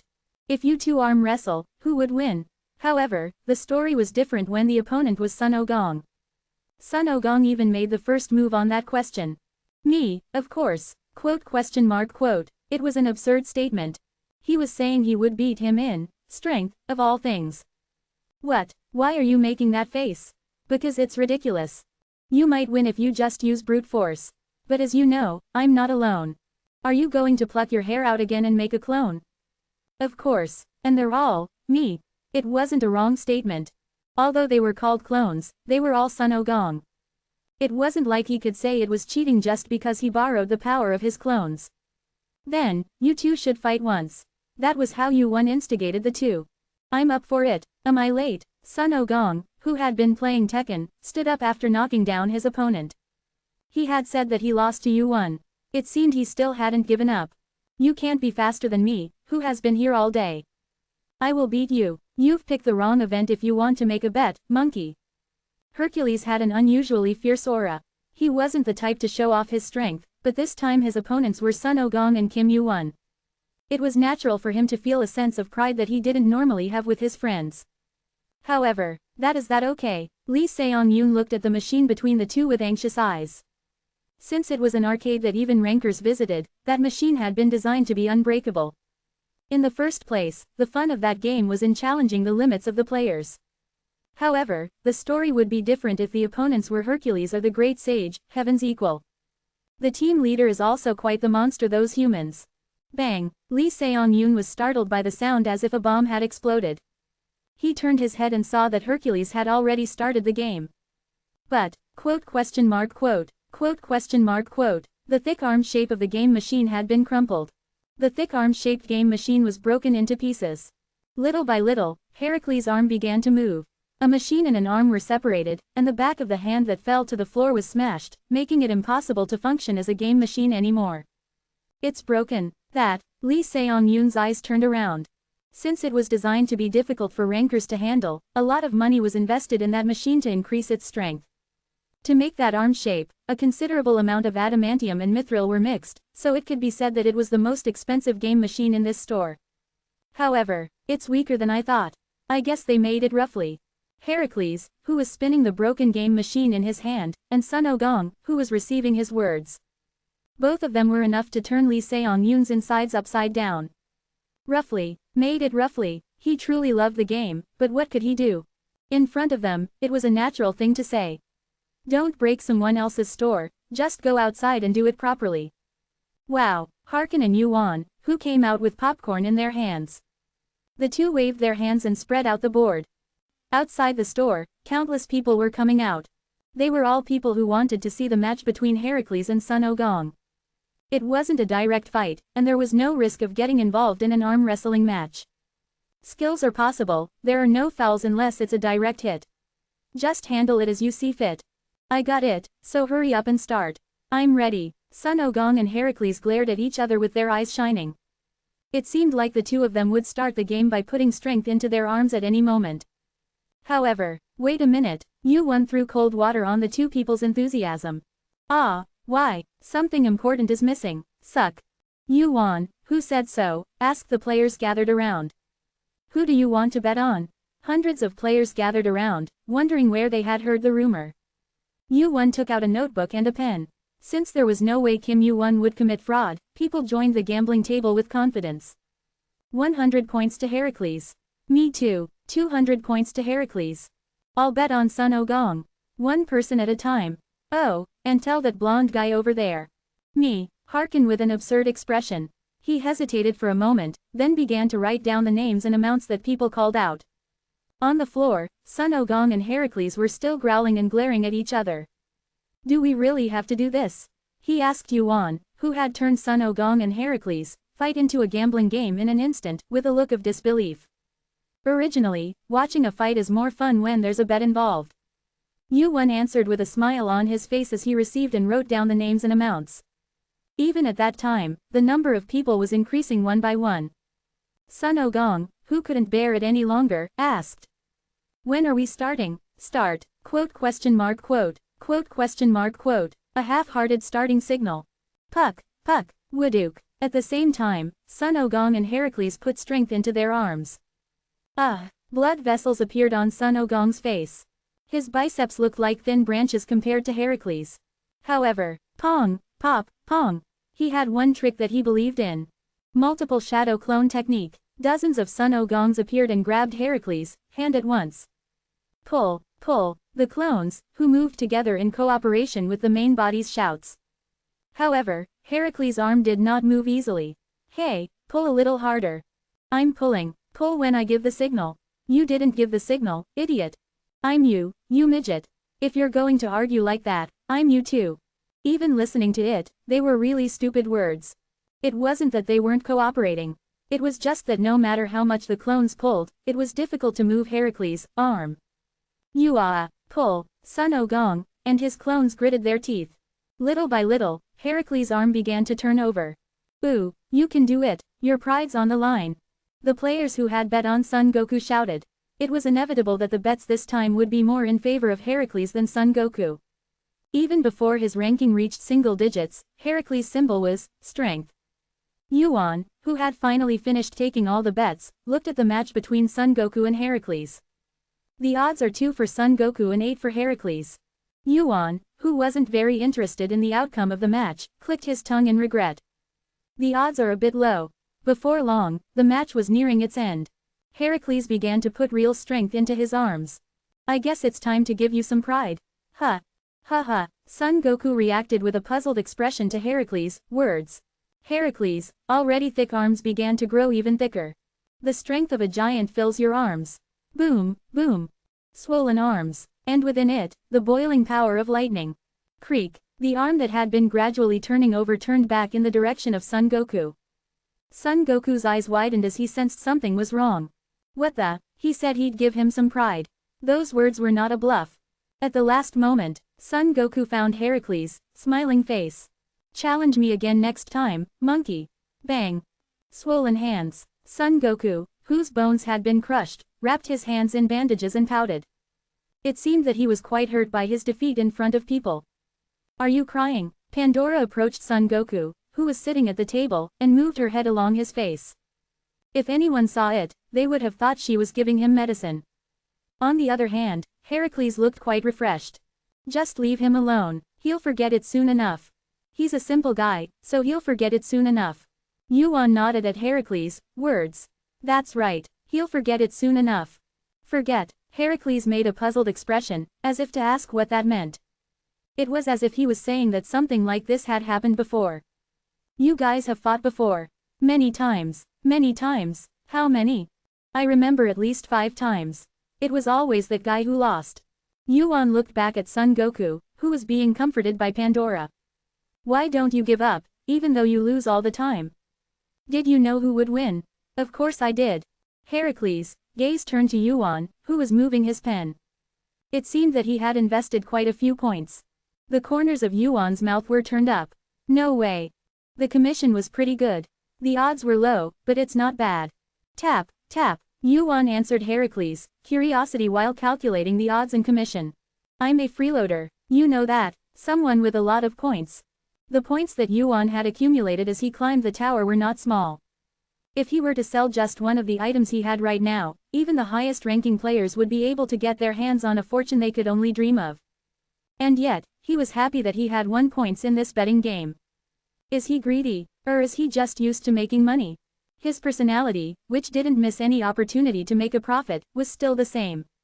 Swish. Income. 40,201 points. Yuan shrugged his shoulders as he underlined the points he had earned this time. There's a saying that it's good to do something profitable. Isn't that right? It's not a bad income for a pastime. Bang. Yuan closed his notebook with a smile on his face. Today, he would eat out. Chapter 629. One day, when Hercules and Sun Ogong came to Yuan's house and were having a drinking party. At the table where the three were drinking, suddenly, Pandora's expression turned gloomy. It's gone. So that's when this guy. Quote. Sun Ogong, who had been excitedly telling his story, stopped talking, and Yuan and Hercules turned their heads. The room fell silent. An ominous atmosphere filled the air. It's gone. What's gone? Yuan asked, and Pandora pouted her lips and answered. The cake. The cake. I remembered Pandora coming in with a cake in her hand a while ago. The chocolate cake from the store she always wanted to try. Come to think of it, it was definitely on the table this morning. Bang. Pandora turned and went into her room. The door slammed shut louder than usual, probably as a way of expressing her mood. She's pissed. She's pissed. Swish. Sun Ogong and Hercules' gazes turned to Yuan. Yuan, on the other hand, sighed and looked at the two of them in turn.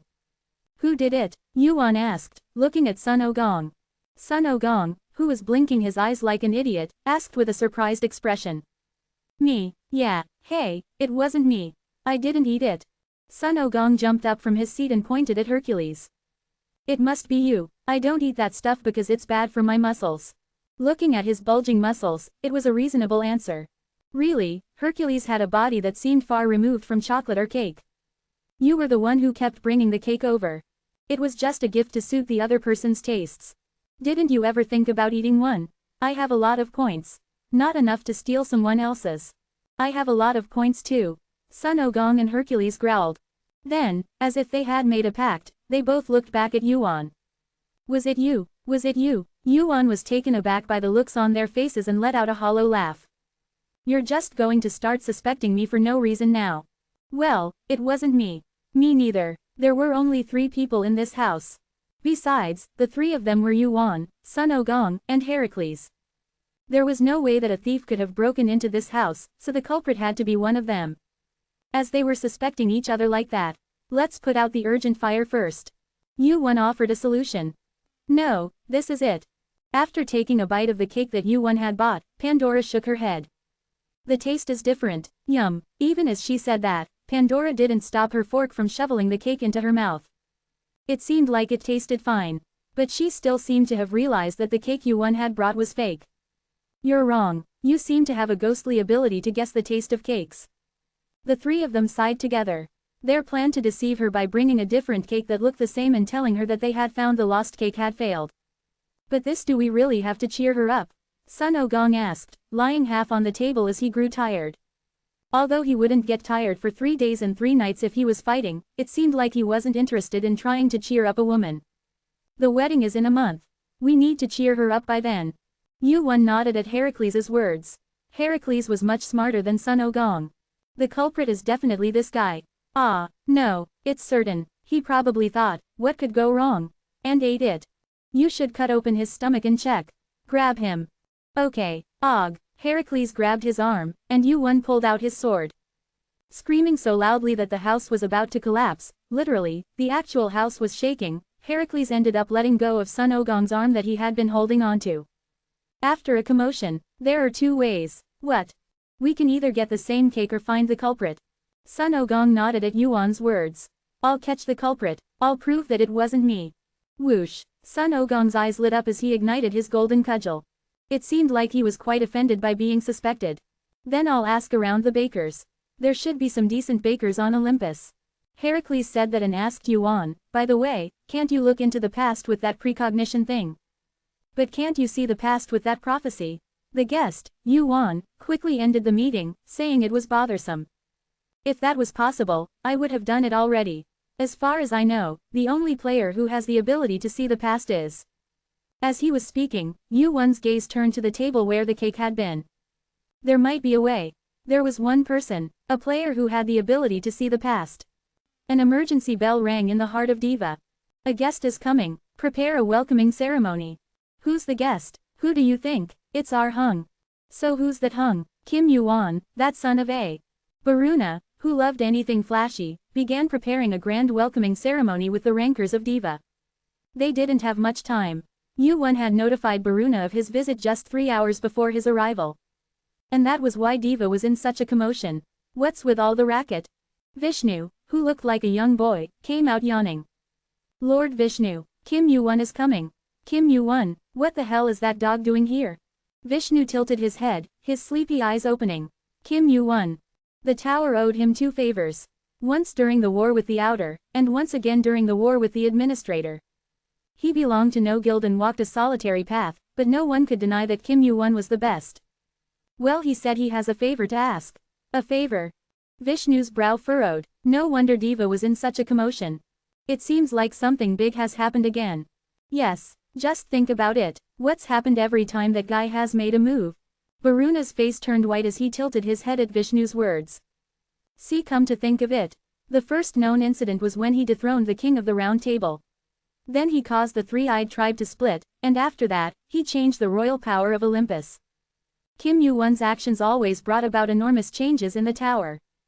Up until recently, they had forgotten that Kim Yuan was involved in such incidents, but not anymore. The tower remembered him. They had come to know of his accomplishments and actions. That was why Vishnu couldn't simply welcome Kim Yuan's visit.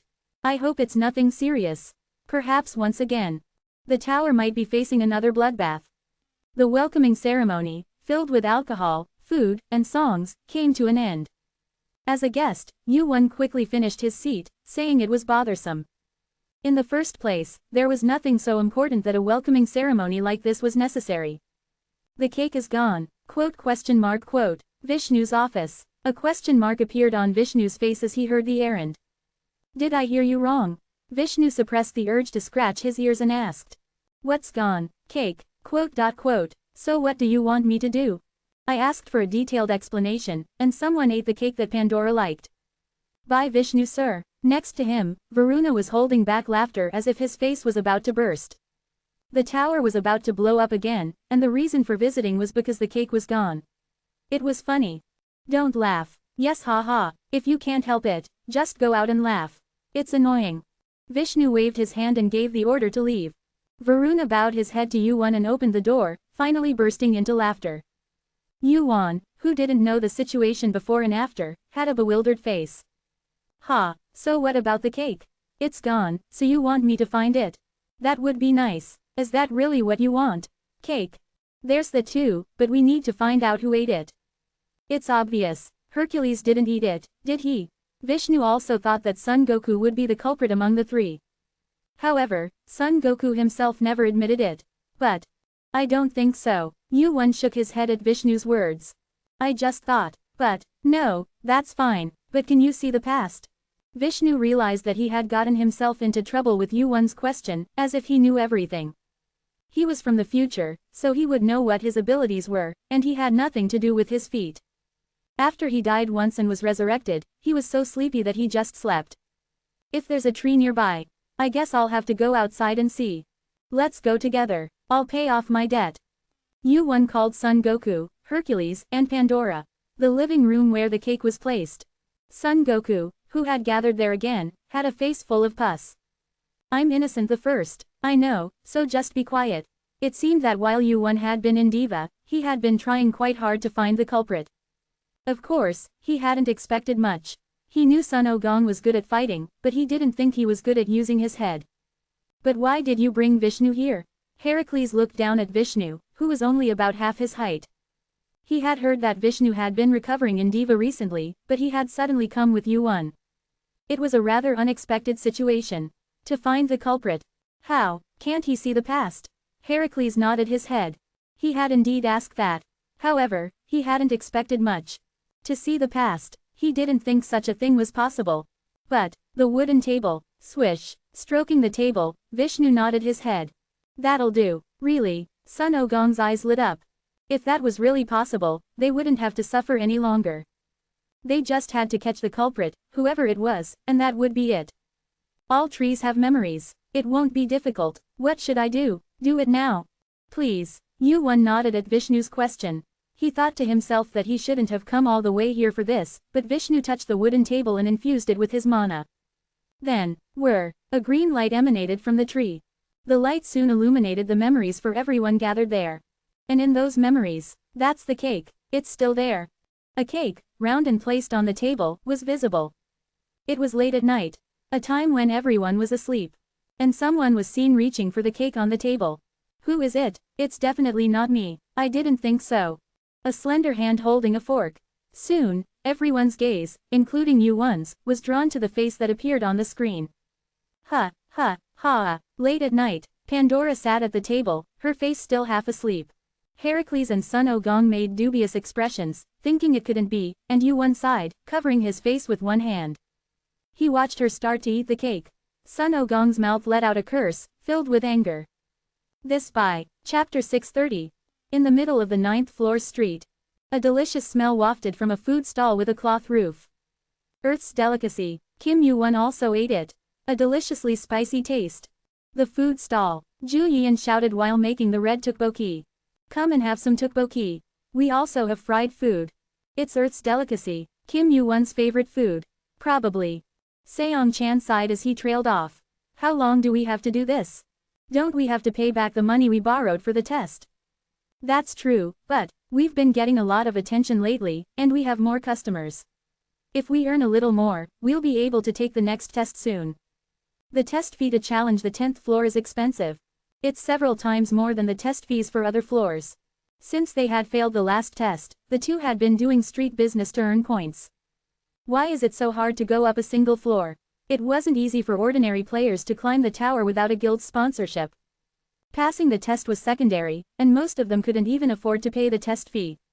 If you could take the test one after another, you could somehow manage with the rewards from the test, but there weren't many people who were that skilled. Yu-won must be doing well. He must have earned enough money for the test fee there. Seong-chan recalled the tutorial test. The bead collecting test. At that time, Yu-won collected over 1,000 beads and sold them for 100 points each. The points he earned at that time were well over 100,000, so he probably didn't have to worry about the test fee. Do you think Yu-won had to worry about the test fee? Even then, if he wanted to, he could have gotten sponsorships from major guilds. When are we going to go up? It doesn't matter how long it takes. Clenching the ladle that was stirring the tteokbokki, Ju Yeon glared. I'm going to go up, no matter what. You're amazing. Seong-chan sighed. 9th floor. It had been over 10 years since he entered the tower, and he had only managed to climb to the 9th floor. This was about average. The problem was that it was impossible to become a ranker with average achievement. Seong-chan looked up and muttered. What is Yu-won doing?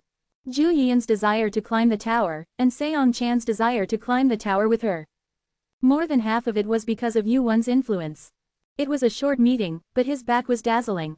Ju Yeon and Seong-chan were climbing the tower because they wanted to be like that, because they wanted to become strong enough to lead the players on the lower floors.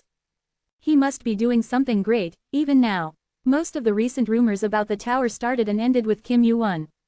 Because of that, his every move was worthy of praise, even if he did nothing. Can we go up? Us. We just have to work hard in our own way.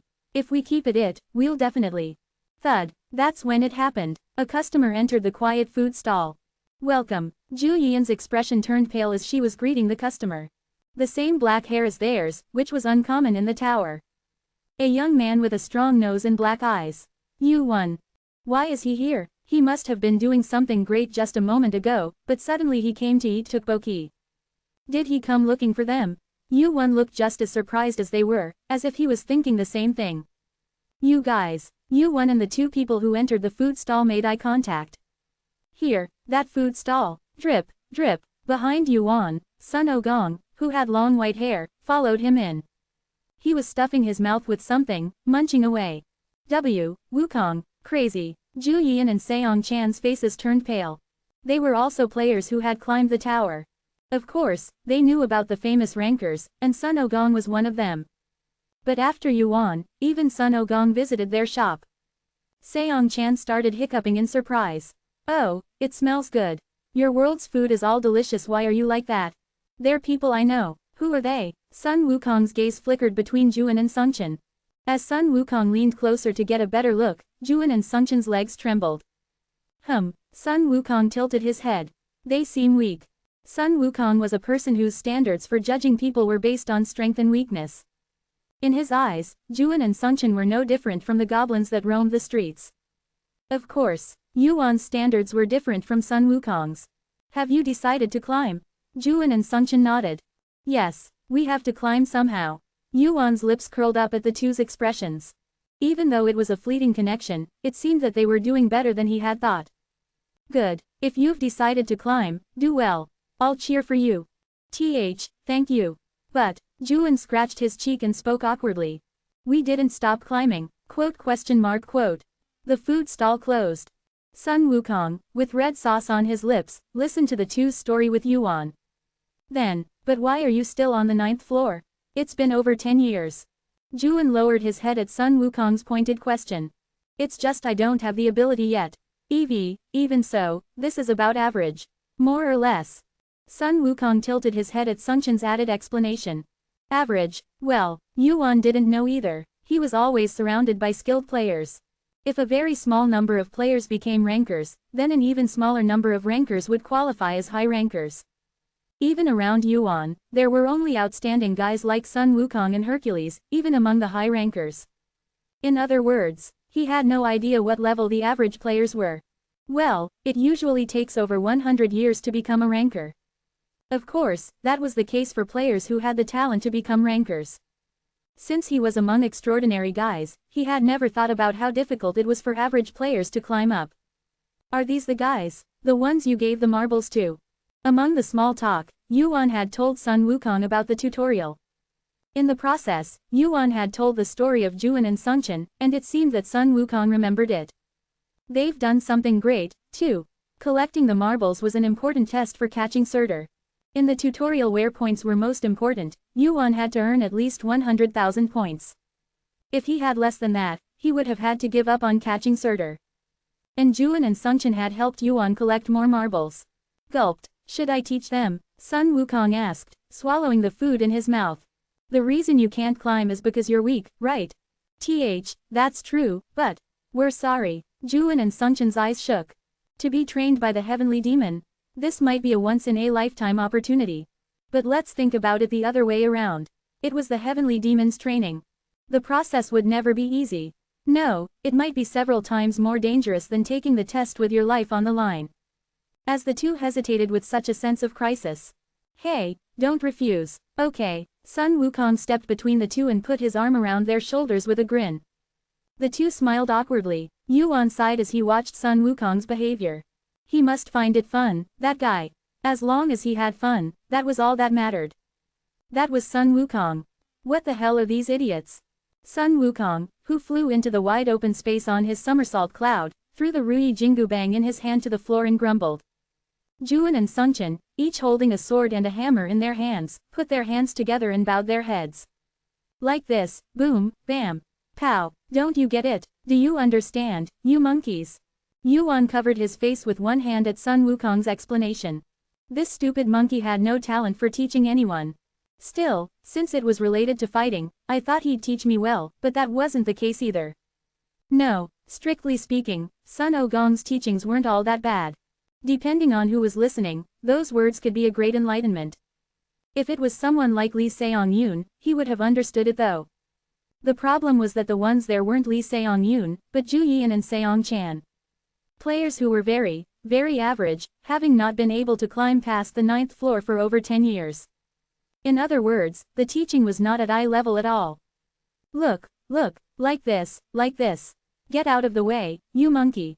In the end, Wu Wen pushed Sun Wukong's face to the side and stepped forward. Learn how to handle a sword and hammer later. The experts in teaching that are in Murim. The 10th floor's test is hosted by Murim.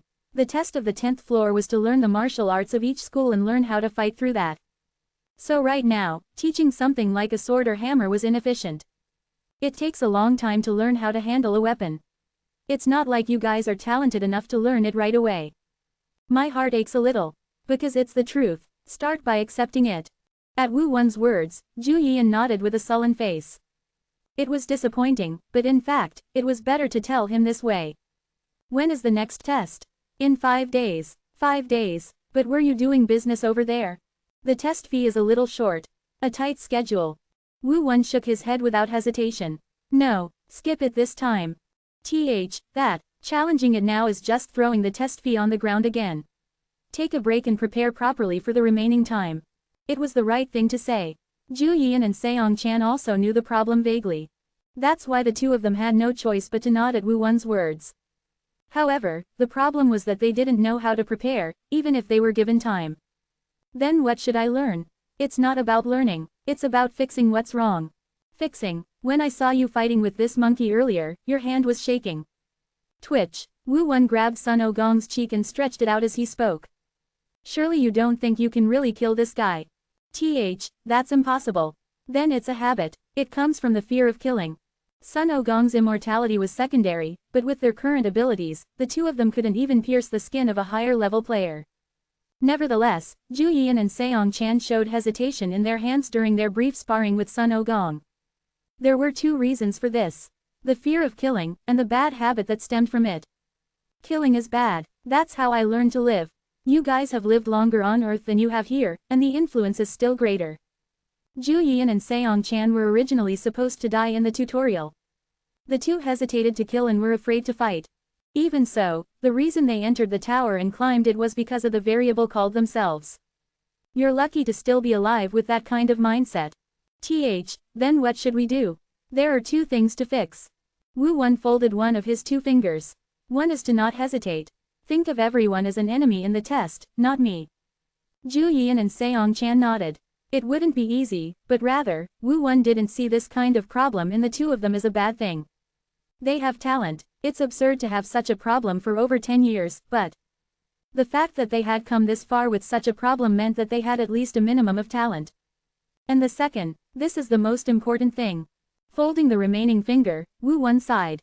The two of you, change your weapons. Zhu Yian and Seong Chan. The two of them were nothing more than clumsy in Wu Wen's eyes. Chapter 631. 3 days. That was how long Yu Wen and Sun Ogong had agreed to train the two of them. Wheeze, phew, they swung their weapons until their mouths were filled with the taste of blood. Before them stood clones of Sun Ogong. Even though they were clones, Sun Ogong's clones possessed the strength of mid-rank high rankers. Naturally, there was no way for the two of them to harm the clones no matter what they did. Geez, that's not how you do it. When you aim for the neck, you do it like this: stab. Slow, down, stab. Why don't you just explain it properly instead of using weird words? Yu Wen's voice passed by them. Sun Ogong scratched his head while groaning. Why am I doing this? The problem was that he was the one who had agreed to train those two in the first place. Well, the hammer is a bit heavier than the sword, right? Put some strength into your malicious energy. Otherwise, you won't be able to put enough force into the end of the hammer. Swish. Sun Ogong could see the problems with Juan and Sungchen. What they were doing wrong, what bad habits they had. What problems arose from switching weapons. Each of your player's stats has its own advantages. Han Juan, you have high strength, and Choi Sungchen, you have high agility. The fact that you have a single stat that's so high means that you have talent in that area. A person with weak strength was holding a heavy hammer, and a person with good strength was holding a light weapon. Up until now, the two of them had been fighting with the opposite weapons. But is it okay to switch weapons so suddenly? What do you mean? How much have you learned? It looks like all you've been doing is swinging and slashing. In the end, the two of them switched weapons, just like Yu Wen had said. And right after that, Sun Ogong was left alone teaching the two of them. That bastard, he just dumped all the annoying stuff on me. Juan asked while forgetting the fact that he was the one who had butted in first. Where did Mr. Yu Wen go? That guy. Sun Ogong flicked his ear as if he didn't care and replied. He's getting married soon. That's why he's busy these days. Really? Marriage? With Ms. Pandora? Sun Ogong looked at the two of them approaching him with sparkling eyes. Was it something to be so interested in? It was just a party where they would dress up and have fun. Stop talking nonsense and rest for a bit. We'll be leaving soon. Yes, where are we going? I've always thought that the best training is actual combat. Just in case, don't ever let these guys participate in the next test. Even though he had heard those words.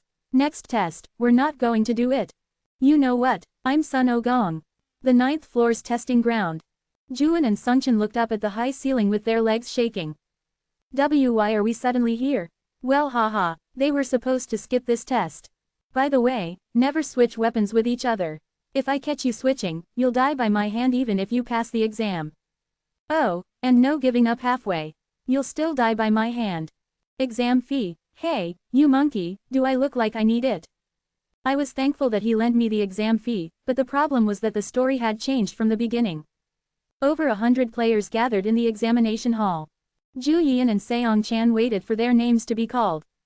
The exam was a two-bead snatching game. A simple test where you had to snatch the beads held by your opponent. The method didn't matter. Kill them, keep them alive, or persuade them.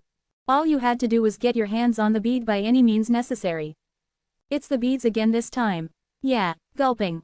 With a dry swallow, I barely managed to get the tension down my throat. Time passed. As I watched several players die or get injured in the examination hall, my tension grew. And soon, next, Han Juyian, Choi Seong Chan. The two of our names were called. Your opponents are Daru and Maru. Go to the examination hall. Let's go. Yeah, creak. Zhu Yian and Seong Chan stepped onto the stage, each holding their weapons in their hands. Their opponents were twins with dark skin and clothes with Hopi patterns. Of all people, we had to face twins who worked well together. Can we do it? Seong Chan's vision wavered. This was the exam that he had failed more than 5 times already. Furthermore, this time he was using a completely different type of weapon than he had been using so far. Was this really the right thing to do? Don't be so nervous. Bam! Ah! A fist punched him in the side. Seong Chan, who had been getting more and more nervous, suddenly came to his senses. When he looked around, Ju Yian was grinning and raising the hammer in his hand. We're going to make it this time.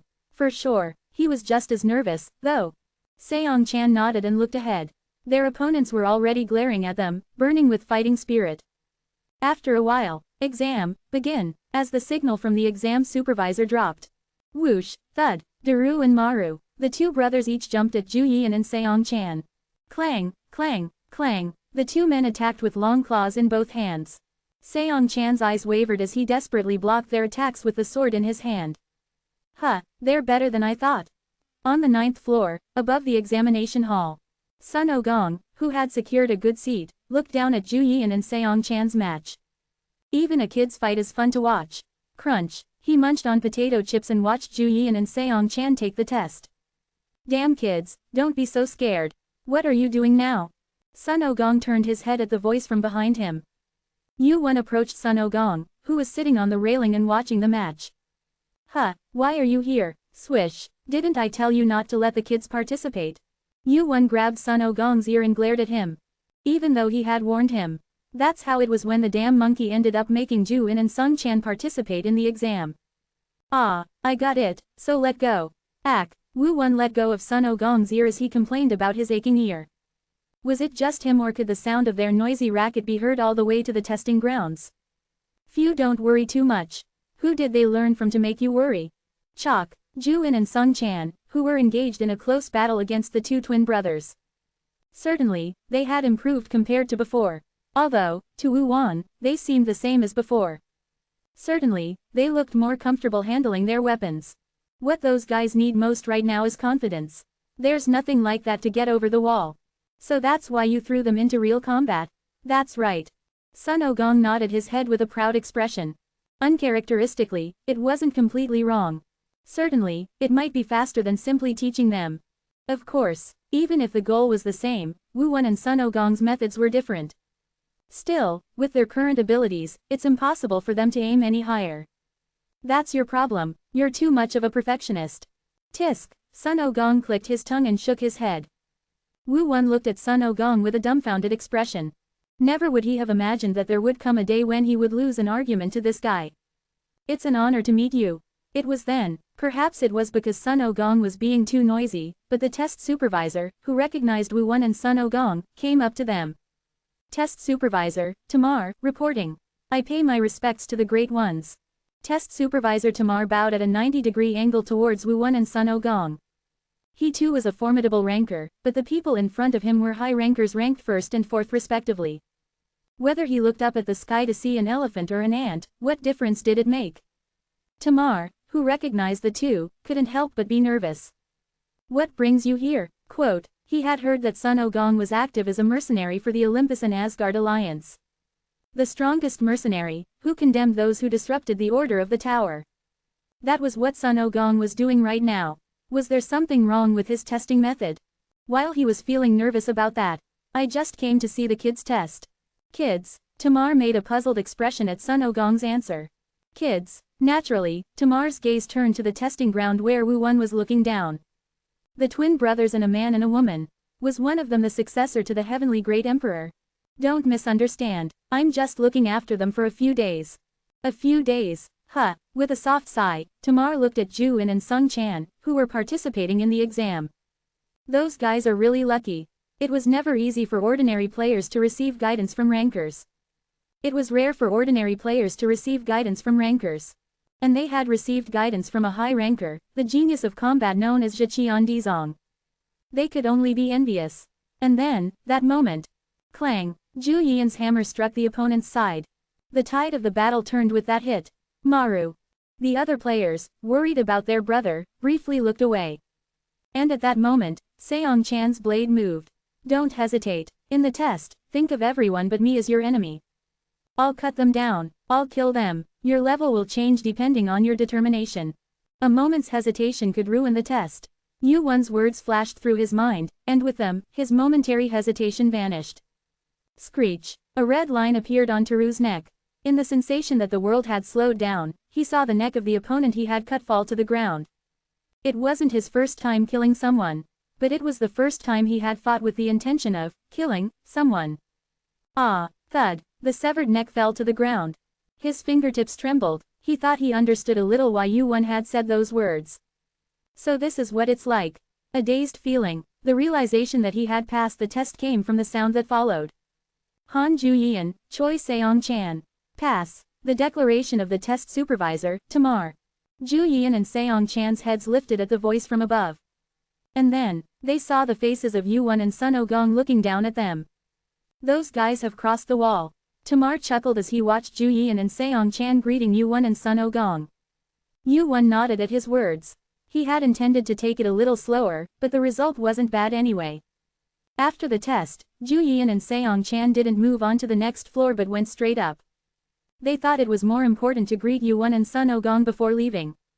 Yuan SSI. We passed. Excited greetings. Sun Ogong pouted as he watched Juyian and Seong-chan running toward them from a distance. I'm the one who taught them, so why are they greeting that guy? At Sun Ogong's words, Juyian and Seong-chan belatedly greeted him. Yuan then took out his kit and sent a message before saying, "Go to the Heavenly Demon Cult when you get upstairs." What? The Heavenly Demon Cult? Why there? Tell them you came with my recommendation. Then they'll treat you properly. The person Yuan had sent the message to was the Heavenly Demon Cult's Cheonju Quan, Peng Bek Rim. One of the 4 Heavenly Lords representing the Heavenly Demon Cult. He was also known as a martial artist with the harshest training methods. Do well. Thud, thud. At Yuan's encouragement, Juwan and Seong-chan felt a strange chill. Come to think of it, they had forgotten. The next floor was the 10th floor, the floor ruled by the Heavenly Demon Cult in Murim. Yuan had the position of sub-leader of that Cheon Mashinkyo. Chapter 632. Rancor Proud descended to the first floor. There was only one reason why he had to come down to the distant lower floors. It was because there was someone he had to meet. Thud, thud, thud. Pandora, Pandora. He knocked on someone else's front door and shouted Pandora's name. Come out here, Pandora. This was Pandora's house. It was the place where the 3 great beauties of the tower, along with Tsukuyomi and Aphrodite, lived. He was finally able to find the house where Pandora lived after asking around with great difficulty. But, marriage, that's nonsense. She was getting married soon. He had climbed the tower while always looking at her, so how could this be happening? It was while he was knocking on the door, feeling so resentful. Creak, the door slowly opened. Oh, Pandora. Proud tilted his head, muscular body, tall enough to touch the ceiling. He had clearly heard that this was Pandora's house, so why was such a man coming out? But somehow, his appearance looked familiar. I apologize, I am here instead of Pandora. The hero Heracles, he was also known by the fearsome name, Giant Slayer. They are both out right now. What do you need from her? Thud, thud. Proud looked up at Heracles, who had come closer. He was about 2 heads taller than him. It wasn't just his size that was overwhelming, but the sense of oppression he felt was no joke. Don't be scared, I'm a rancor now too. Gulp. Proud raised his head and faced Heracles. Then he patted his chest and said confidently, I have come to challenge Kim Yuan. Kim Yuan, yes, I started climbing the tower long before him, and my feelings for Pandora are much deeper. I am also qualified to take the seat next to her. A determined and tragic tone. However, to Proud's words, Heracles sighed deeply and muttered. This crazy bastard is still at it. Before the tower forgot about Kim Yuan, such pests had appeared more than once or twice. Pandora, one of the 3 great beauties of the tower. Unlike Artemis, who was surrounded by the giant forces of the hidden Tsukuyomi or Olympus, Pandora was someone he could meet whenever he wanted. Furthermore, since the seat next to her was empty, many men had feelings for her. If there was anything different, it was that this guy came looking for him even though he knew about Yuan. Are you calling me a crazy writer right now? Proud was briefly offended by Heracles' words, but when their eyes met, he lowered his voice. Ha sir, if I offended you, I apologize. And I'm afraid I'm going to have to be rude again. What do you mean? Go back, this is advice. Heracles had a genuine expression of concern for Proud. If that guy comes, you might die. He was sincere. Like Baruna, the current high ranker. Just how unlucky was that guy to remember Yuan's name? However, Proud, who was standing right before his eyes, seemed like a fledgling who had just become a ranker, let alone a high ranker. However, I'm already prepared to fight him. Huh. Proud's confident answer made Heracles doubt his ears. Fight? Did he just say fight right now? Judging from the fierce look in his eyes, it didn't seem like he had misheard. Seriously, what a ridiculous situation this was. I've never seen a fool like this before. Judging from his reaction, it was obvious what kind of life he had lived. He must have worked hard to become a ranker, but he had never faced a giant guild, and he thought that being a ranker was the end of the sky. Because he didn't know that there was another sky above the sky, he could be brave because of his ignorance. However, in Heracles' eyes, he looked like someone who would fly away if Yuan just flicked a finger. Can I talk to you for a moment? Since he couldn't let an unknown guest into his house, Heracles had Proud sit on a chair in the garden. Heracles brought out some simple tea and spoke after a brief silence. Don't give up on life. What do you mean? No matter how hard it is to the point where you want to die, there will definitely be a reason to live if you just keep living. That's why. Are you saying that I came here to die right now? That's exactly what I'm saying. Heracles nodded. Why did you come to seek out a woman who already has a master and cause trouble? Actually, if it were up to me, I would first like to drive you out myself. Heracles' gaze, which had been continuing his speech, turned toward the back. With a face of frustration, he covered his face with one hand. I'm late. Thud. Yuan and Pandora, who had gone out and returned before anyone knew it. Of those two, Yuan, who had experienced similar things many times, approached Proud and asked. Again, are you Kim Yuan? So what? I formally challenge you. Thud. Getting up from his seat, Proud looked at Pandora, who was next to Yuan. I'll bet her and have a duel with you. Huh. Suddenly, his vision spun. And in the next moment, is she an object? How can you bet her and do as you please? Yuan's face seemed to twist to the side in front of him, and then the world turned upside down. When did I collapse? In the pitch-black vision, Proud's consciousness gradually rose above the surface of sleep. You're not dead. Heracles' voice could be heard. Dead? Who? I hit you too hard. It's fortunate that your head didn't explode. What did you do to make him this angry? What are you doing, getting beaten up by this kind of guy when you're the one who offered him a ride? I was trying to calm him down and send him away. Oh, he's awake. His vision slowly returned. Proud was lying on the floor of the garden, bleeding. What in the world had happened? As he tried to get up, Proud felt a severe dizziness. He touched it lightly and saw that there was blood on his head. It was a sign that he had been hit in the head. I got hit. Me. He hadn't even seen it. Gulp. I started climbing the tower first. But is it really possible that the difference is this big? It hadn't even been 10 years since Yuan had become a ranker. Furthermore, it had been over 200 years since he himself had started climbing the tower. He thought that he was more experienced. But, get out of the way. I have something to say to this guy. Don't kill him. If only he comes to his senses like Baruna. At Yuan's words, Heracles stepped aside. Left alone with Yuan in the garden, Proud clenched his fists. I'll challenge you again. Quote. I want to fight you fair and square. I'll bet everything I have. Yuan made a dumbfounded expression as he looked at Proud, who thrust his clenched fist forward. Proud extended his clenched fist forward, and Yuan made a bewildered expression. Pandora waited for him. Initially, it was annoying, but now it was ridiculous. Have you checked the rankings? I don't know about that number game. Somehow, only then did Yuan understand Proud's reckless behavior. Even though they were rare, they existed from time to time. Players who weren't interested in the rankings. Perhaps he had only heard of his name but hadn't bothered to check his ranking. Ignorance is bliss, after all. Check it once. I didn't think I'd win anyway. Yuan made a puzzled expression at Proud's response. I'm not stupid enough not to know the difference. He challenged him without thinking he'd win. He didn't seem to be the type to simply charge in after seeing Pandora's appearance like Baruna. Of course. Okay, then, he didn't plan on letting it slide just because of that. As Yuan nodded, Proud took a distance and got into position. Clack, he gathered magic power in his fist and charged toward Yuan with ferocious momentum. And right after, thwack, quote, he lost consciousness again to the sound he heard from his forehead. Proud, who had fainted for a moment, realized the reason for his defeat from the throbbing pain on his forehead. It was a smack. When he regained consciousness, he was lying in the yard, looking up at the sky. Creak. Proud bit his lip and got up. Yuan looked down at Proud with an expression that asked, are you going to continue like this?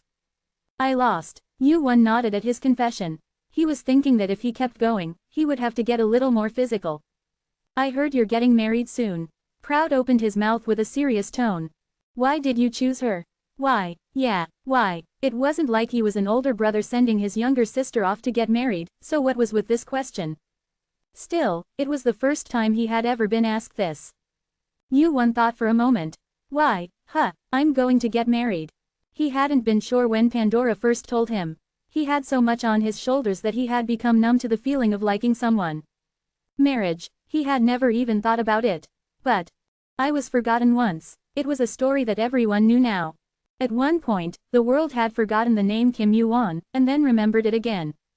But one person remembered me. Pandora had waited for him, thinking that he would return someday. Someone that everyone had forgotten, without any promise. You kept saying my name. I don't know when it started. Kim Yu-won, Kim Yu-won, Kim Yu-won, Yu-won. Pandora kept repeating the same name, shedding tears so that she wouldn't forget him. Thinking about it, she was eating cake back then too. Click, just thinking about it made him smile. How lovely. It was probably back then. He had been moved by her, who had been chasing after him unilaterally. I was saved by her. I owe her so much that I can only repay her with my heart.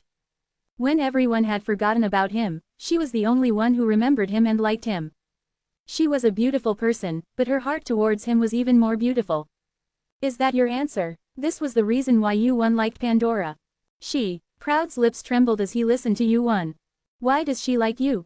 It was another why. Thinking about it, it was a question that he should have received at least once, so why hadn't he heard it yet?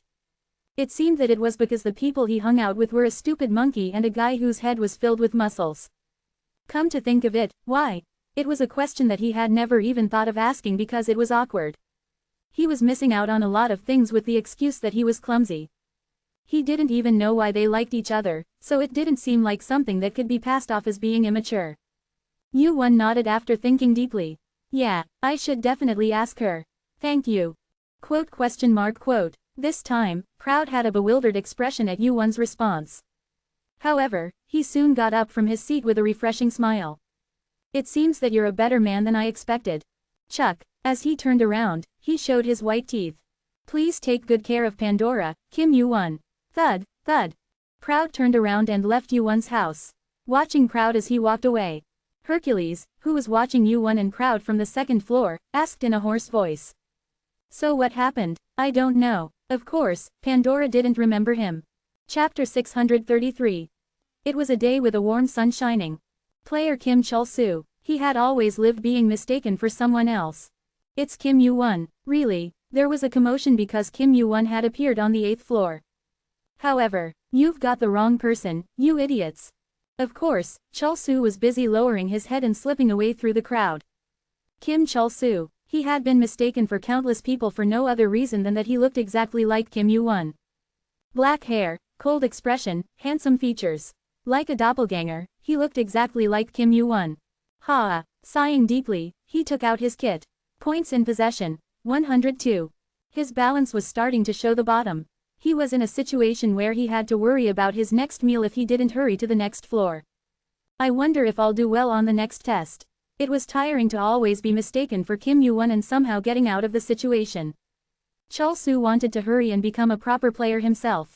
So that he could become a ranker someday. So that there would come a day when he would be called ranker Kim Chul-soo, not Kim Yu-won. I have to earn points. Points. As a player who had not succeeded properly, he had no way to earn the currency of the tower. There were two ways for a player to earn points. Either by going up and getting rewards, or by getting support from a guild. If not, there was no choice but to end up on the streets. Clang. Chul-soo, who had entered the alley leading to his accommodation, clenched his fist around his kit and made up his mind once again. I absolutely have to pass the next test. Kya. It was then that he heard a familiar scream. It wasn't a sound he had only heard once or twice. Chul-soo turned his head further into the alley and his eyes widened. Ji-won. It was the scream of his younger sister, Kim Ji-won. Chul-soo ran towards the direction of the sound and his eyes fell on his sister with short hair that reached her shoulders. Kim Ji-won. She was Chul-soo's sister who had entered the tower with him and climbed the tower together. Chul-soo, where did that bastard go?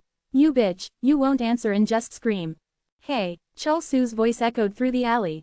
What are you guys doing? As he shouted, the players who had surrounded Ji-won turned to look at Chul-soo. Some flinched as they met his gaze. Oh, Chul Su's here. Ah, damn, I can't get used to that bastard's face no matter how many times I see it. They were familiar faces. They were players who had been lending Chul Su points for a few months now. Hey, the due date for the interest has already passed by a week. The interest has surpassed the principal. So, do you have a way to pay it back? Are you going to get by just shouting, customer? Do you have any points left? Okay, just hand that over first. I can't wait any longer. A loan shark that lends money to players who have no points for the test and charges expensive interest. It was a mistake to reach out to them thinking it would be okay just once. The bastards were more persistent than he had thought, and they had followed him all the way to the 8th floor with the points he had borrowed on the 5th floor. Even if I try to pay back the principal, they won't let me, so what do they want me to do? Snap. There were 2 ways to get out of their clutches. Find a guild that would protect him, or become a high-level player with the power to protect himself. If he could just become a ranker, he wouldn't have to be pushed around by such punks anymore. Damn it, if I give them this too, then it's really. As he was racking his brains. Hey, Kim Yu-won. You're here fast. An upbeat voice that didn't fit the situation cut in. Jingle. Wow, shiny blonde hair that seemed to glow on its own. His dazzling appearance, which seemed to emit light on its own, drew attention. Anyone interested in the rankings would know who he was. Ha, Hargan. Overshadowed by Kim Yu-won, he was a player who had also become a ranker at an incredible pace. Thanks to his talent and ambition, he had emerged as the most promising successor to Olympus. He was originally a great being who could not be seen on the lower floors, but clack. Who are these guys? Do you know them? He put his arm around Chul Su's shoulder. Really? Are you an idiot? Can't you tell? It's Hargan. I heard that the 2 of you were tutorial buddies. Chul Su changed his expression as he watched the gangsters cautiously observing them. He didn't know what was going on, but this was his chance. What were you talking about before? Eek. That, there seems to be a misunderstanding. The gangsters' expressions turned pale as they met Chul Su's gaze. When they thought he was Kim Chul Su, they were only a little intimidated, but when they thought he was the real Kim Yu-won, they felt like they were going to throw up. Did you borrow money? Yes. Ji-won was startled by Chul Su's question and answered. Yes, but I paid off the principal a long time ago, and yet, is that true? Thud. The bodies of the men who had been so imposing with just a glare and a word began to tremble. The men surrounding Ji-won mumbled without answering. Don't even think about lying. It won't work. It wasn't a lie. Kim Yu-won's known skill, fire and gold eyes, had the power to discern the truth and falsehood of his opponent. If the real Kim Yu-won were here right now, he would be able to tell the moment they lied. I'll burn it right away. So please spare my life. Here it is. Whoosh. The contract quickly burned before their eyes. Chul Su nodded slightly, hiding his pounding heart. Get lost. He uttered one word indifferently. Eek. I'm sorry. Let's go. The loan sharks surrounding Ji-won hurriedly left their seats. They had just been spewing harsh words at Kim Yu-won, so they were afraid that he might curse them. What's wrong, guys? Of course, Hargan, who didn't know the situation, was just confused. Hargan tilted his head, then patted Chul Su's shoulder as if he didn't care. Thud, let's go eat. And so, the unexpected companionship began. The place where Hargan had just been. Yu-won arrived at the meeting place about 5 minutes late and muttered with his arms crossed. He said he'd be here first. Yu-won waited for Hargan, wondering where he had gone for a moment. Not knowing that he had already started eating. You really hate crowded places. Hargan had rented out an entire restaurant. He asked, picking up a piece of meat with his fork. Why, was it more comfortable when you were forgotten for a few years? What should he say? Chul Su nodded after thinking for a moment. Yes, it was. Really, I guess it could be comfortable. I've been like that lately too. Hargan's words went in one ear and out the other. He had all sorts of thoughts running through his head right now. Is this okay? He had acted to avoid the situation. Thanks to that, he was able to get rid of the gangsters who had been harassing them with the loan as collateral, and he thought it was going smoothly. But now, this place where he was sitting across from Hargan and cutting meat felt like he had escaped the wolf only to encounter a tiger. What if they find out that I'm impersonating Kim Yu-won? Isn't that a serious crime? A top-rank high ranker, and to top it off, I'm impersonating Kim Yu-won, so the punishment will probably be he. Despite organizing his complicated thoughts, Heckelmly continued to slice meat and put it in his mouth. I can chit-cot. If I get caught, I'll definitely be instantly electrocuted by Harkin's lightning. Gulped. Along with the dry spit, he swallowed the soft meat into his esophagus. He made up mind. Let's pretend. Till the end. Ooh. At that moment, Harkin's player Katrang. Chul Su's body trembled. Hiding his feelings, he hissed. Who are this? Oh, I know. Friend, just a moment. Harkin stopped his Mulandri Sived text message with his kit. Harkin, who had been concentrating on his kit for a while, brought up the main topic. Are you giving me wedding invitation? Take it out first. Boom. Thunder roared in Chul Su's head. Kamato thinkofit, they mentioned that Kim Yuan and Pandora's wedding was coming soon. It seemed that a disappointment was because of it. I was careless. Careless? You, no one other than Kim Yuan. Thought a show Harry acted. Certainly, even if he thought about it, it was a really insincere excuse. However, well, that's possible. Harkin bought that excuse more easily than expected. Oh, Orpheus will come here in a while. We can have a wedding without a song, right? Orpheus was a ranker of Olympus known for his outstanding performance. It seemed that this place was not only for wedding invitations but also various discussions for the wedding. This is getting bigger. Things are getting bigger and bigger. An alarm bell rang in Chul Su's head. Damn, what is going on here? Over there, whoa. Why is the actual Kim Yuan with him? The men escaped from Kim Yuan and Harkin ran into a far dark alley and gasped for breath. They're in Inegrethari, and one of Themen collapsed on the ground. Shit, I fury high ranker, can't interfere with other people's business. Hey, keep quiet. Those there herring were quell. Yeah. Damn, it should have sucked that kid's blood more. Kim Chul Su. A pathetic player who had failed the test several times. He was the perfect person to get points in the long run. Let's assume the guy with Harkin is the real Kim Yuan, then where the hell is that Chul Su bastard? The contract is ripped apart. How do you know? Will someone suck like him realize that? That was right. Anyway, Kim Chul Su has no way of knowing that the contract is lost. Only the real Kim Yuan and Harkin know that. Beep. The kite rang, and news came in. Hey, we found Chul Su. News from Themen's colleague.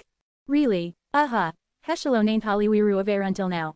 Why in the world is shine that neighborhood? Damn, I don't know what he's doing there alone, but he must be Chul Su since he's not with Harkin. Sholdwe to him no. Quote. A tone of the many's questions, the surroundings became quiet. No one could answer right away. If Kim Yuan and Harkin were still around, things could get really bad this time. Sholdwe wait a bit. Let's dot that. Right. That bastard is in her palm, anyway. Let's wait in minutes and leave. In the end, they chose to avoid Kim Yuan and move. Of course, the resentment toward Chul Su, who had committed no wrong, grew that much inside them. Chul Su, that bastard. Clack, gritting his teeth as if they would break. One turned to Chul Su, who was standing alone at the end of the alley, and mumbled. Just you wait, without knowing who it was that they were gritting their teeth toward. That was how they dared to show their teeth towards an entity they shouldn't have. Chapter 634. Ji-won was perplexed. Her older brother was suddenly being dragged away by Halgan. He's definitely my brother. She knew that Kim Yu-won and her brother looked alike. But no matter what, how could she not recognize her own flesh and blood? Just by looking at his expression, it was clear that he wasn't Kim Yu-won, but Kim Chul-soo, the village idiot. Of course, most people wouldn't be able to tell the difference. That meant, you've got the wrong guy. Those fools. They mistook her brother for Kim Yu-won. Then what about Halgan? Did he really mistake her brother for Kim Yu-won too? He was the son of Zeus and became a ranker at a speed second only to Kim Yu-won. She had her doubts, but she quickly lost interest. Halgan or Olympus, it was a story of a world far removed from them. For now, she had to find her brother, who had disappeared somewhere. Thud, she thought he might be somewhere in the alleyway leading home, so she was walking around when. Brother. In the distance, she saw the back of that damn brother of hers. Brother. She waved her hand and ran towards him. She had been worried that something might go wrong if he was taken away by Halgan, but fortunately, it seemed like he had somehow gotten away. At Ji-won's call, Chul-soo turned around. But, Ji-won, who met his eyes, froze on the spot. She felt a chill run down her spine. His face, which had the same eyes, nose, and mouth, was familiar, but the pressure she felt was different. It was the first time she realized what it meant when people said that appearances could be deceiving. The person in front of her was not her brother. Brother. Ji-won's brother, Kim Chul-soo, a man known to look exactly like him. Kim Yu-won looked back at Ji-won with a puzzled expression. And at that moment, hey, Chol-soo, the men who had been threatening him earlier reappeared. Growl. In an instant, the men surrounded Yu-won and Ji-won. Yu-won wondered what was going on. What's this? What's this? What's these? A guy who swaggered up, reached into his pocket, and shoved his face forward. A guy who pulled out the knife he had been wearing menacingly at his waist and revealed his killing intent. Even a guy who spat on the ground and created a threatening atmosphere. We're all dead now. The guys who had seemed so scary before felt like flies at this moment. Of course. You bastard, do you know what you did to us just now? Clack, the hand of the man who was reaching for Yu-won was grabbed. And the next moment, crack, kyog, his wrist was bent backwards, and a scream echoed through the alley. What? This bastard. The men who had drawn their knives as a threat rushed towards Yu-won. A moment later, clang, the swords of the men who had stabbed Yu-won in the stomach broke. Huh, can you do that? Clatter, clang, support. Oppa, did I really meet Kim Yu-won? He looks exactly like you. Fingers flicked, and the heads of the men flew back. Some had their foreheads caved in as if their skulls were broken, and there were those who foamed at the mouth. No matter how hard he tried to stab them with all his might, his opponents were just low-level grunts who hadn't even reached the 10th floor. At that level, they couldn't even scratch the body of a ranker who had just risen to the top, let alone Yu-won. What, W? Are you also a friend of Jade Yule? At Yu-won's question, Ji-won shook his head in a hurry. Ah, no, never, I just got you confused with my brother. Brother, yes, you may not believe it, but my brother looks exactly like you, Yu-won Nim. Oh, so that's why they. Somehow, Yu-won understood the situation and nodded. Of course, there couldn't have been a crazy bastard who would wield a sword at him without reason, unless it was because of that. Beep, Yu-won's communicator rang at that moment. Yu-won, who had been waiting for Hargan, nodded as he read the message that arrived on the communicator. Follow me. Yes, aren't you going to find your brother? Quote. Ji-won tilted his head, wondering what that meant. Meanwhile, Yu-won's back gradually moved away. Ji-won, who had been bewildered, followed Yu-won. It is an honor to meet you. My name is Orpheus. Orpheus bowed deeply and greeted him loudly. When the great ranker greeted him like that, Chol-soo almost instinctively fell to his knees. However, I am Kim Yu-won. He calmly took his outstretched hand and bowed his head. Because the Kim Yu-won he had heard of was quite cynical and had a stoic personality. Right, this is it. He glanced at Hargan, but there was no reaction. It seemed that he didn't behave suspiciously. It wasn't just Orpheus. There were 5 other Olympus rankers who had come down to see Kim Yu-won. They were all there to help with Kim Yu-won's wedding. I'm done for. Sweat dripped down his face. His expression gradually became distorted. As he shook hands with another ranker, he thought to himself. If I get caught, I'll die. I'll definitely die. He would rather be threatened by the gangsters like before. Hey, are you okay? Hargan's reaction to Chol-soo, who approached him, was natural. With cold sweat dripping down his face, he couldn't help but look like someone in pain. Oh, it's just, my stomach is a little upset. Your stomach? I'll go to the bathroom for a moment. Chol-soo came out with a flimsy excuse. He turned on the water loudly and exhaled roughly. Phew, his heart felt like it was going to burst from tension. All he could think about was how to get out of here. Wu Wang, the communicator in his pocket rang. A message from Ji-won. Ji-won, bro, I just met the real Kim Yu-won. He looks exactly like you, bro. Bam, in an instant, veins popped up on his head. Of course, that's because you saw me. He found his sister, who didn't even know her own situation, annoying for getting so excited. Chol-soo took a moment to catch his breath and looked up at the mirror. Even in his own eyes, his face looked exactly like Kim Yu-won's. Whether this was a blessing or a curse depended on how he used it. You can do this, Kim Chol-soo.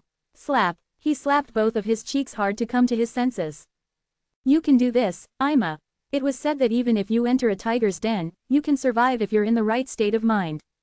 With that thought in mind, Chol-soo started to walk. Are you okay? Are you feeling a bit better? When he returned to his seat, Hargan was drinking with Orpheus and Dionysus. Can I have a drink? Since it was alcohol brought by Dionysus, who was known as the best alcohol businessman, it probably wouldn't taste ordinary. If he refused here, it would only raise suspicions. Of course, Chol-soo nodded his head and held out his glass. Just then, as Hargan was about to pour some alcohol into Cheol-su's glass.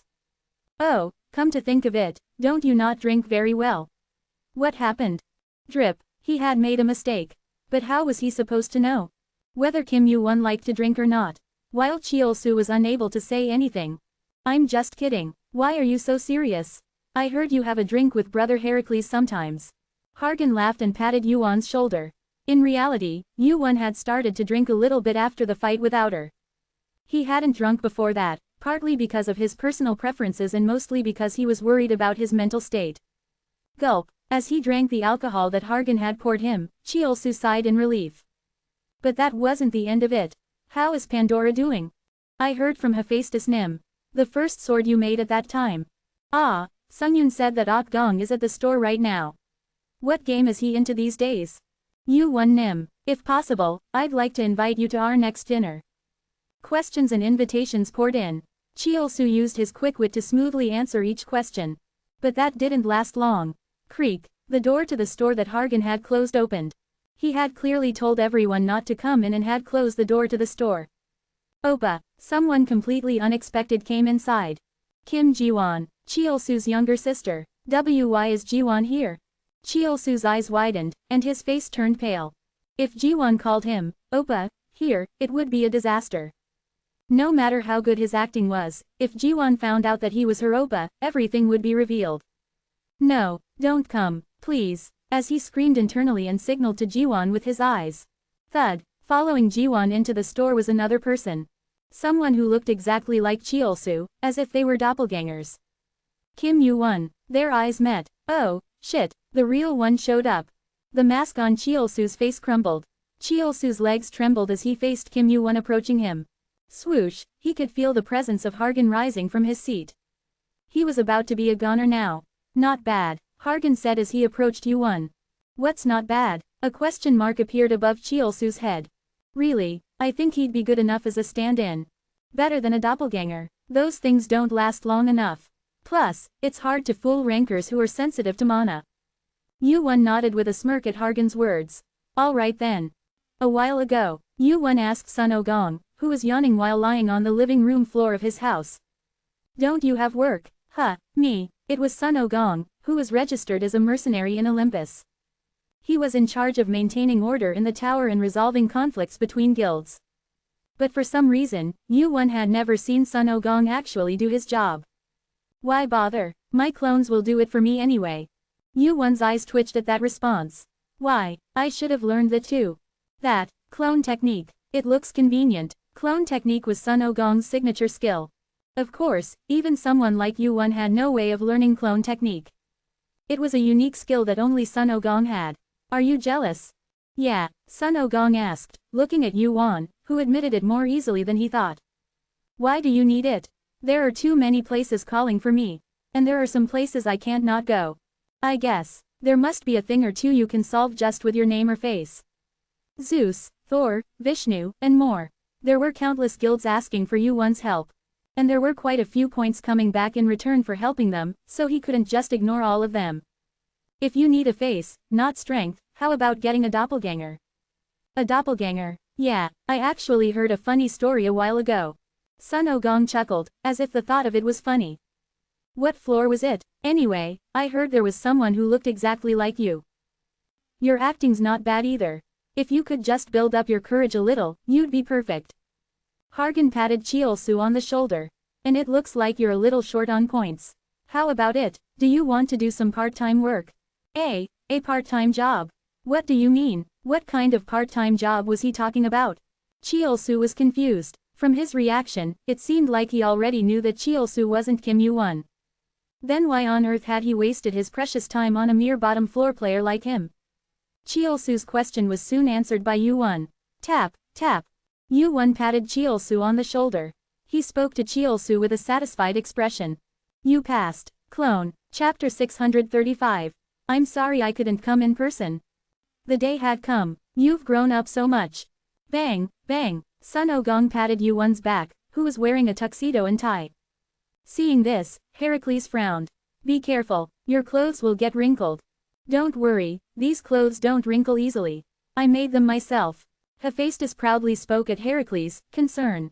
The material of the tuxedo Yuan was wearing was something Hephaestus had taken special care to create. He was good at making everything besides equipment. Speaking of which, it has a self-repair function in case of wrinkles or tears, so it's always in top condition. Mr. This is a bit too small, isn't it? Yuan frowned at the feeling of the clothes fitting tightly to his body. He had felt it before, but this kind of outfit made it very uncomfortable to move his body. It would be difficult to swing a sword like this. Are you crazy? Do you think that's a combat suit? Hephaestus clicked his tongue and shook his head. You don't have to fight today, so bear with it even if it's uncomfortable. You need to look good on a day like today. For the bride's sake. It was quite a mature thing to say. Come to think of it, how old was Hephaestus? He must have been to a place like this once or twice. He, too, was wearing a fancy suit instead of the overalls he usually wore. For the bride's sake, Yuan awkwardly tidied up his clothes. He looked unfamiliar in the mirror. When was the last time he wore clothes like this? Pandora felt the same way. Do well, son, Pak. Hephaestus patted Yuan on the back. And be happy, you deserve it, live it up, even I admit it. It was the first time he had heard such a blessing today. Yuan's lips curled into a small smile at his words. You sound just like my dad. I'm still older than you. You old man. But you haven't gotten married, have you? That's true. Yuan burst into laughter as Hephaestus made a gesture as if he was about to take a hammer out of his inventory. It was then, as they were laughing and chatting. My father sent this. Hargan, who had arrived in a carriage led by a Pegasus, was carrying a load of gifts.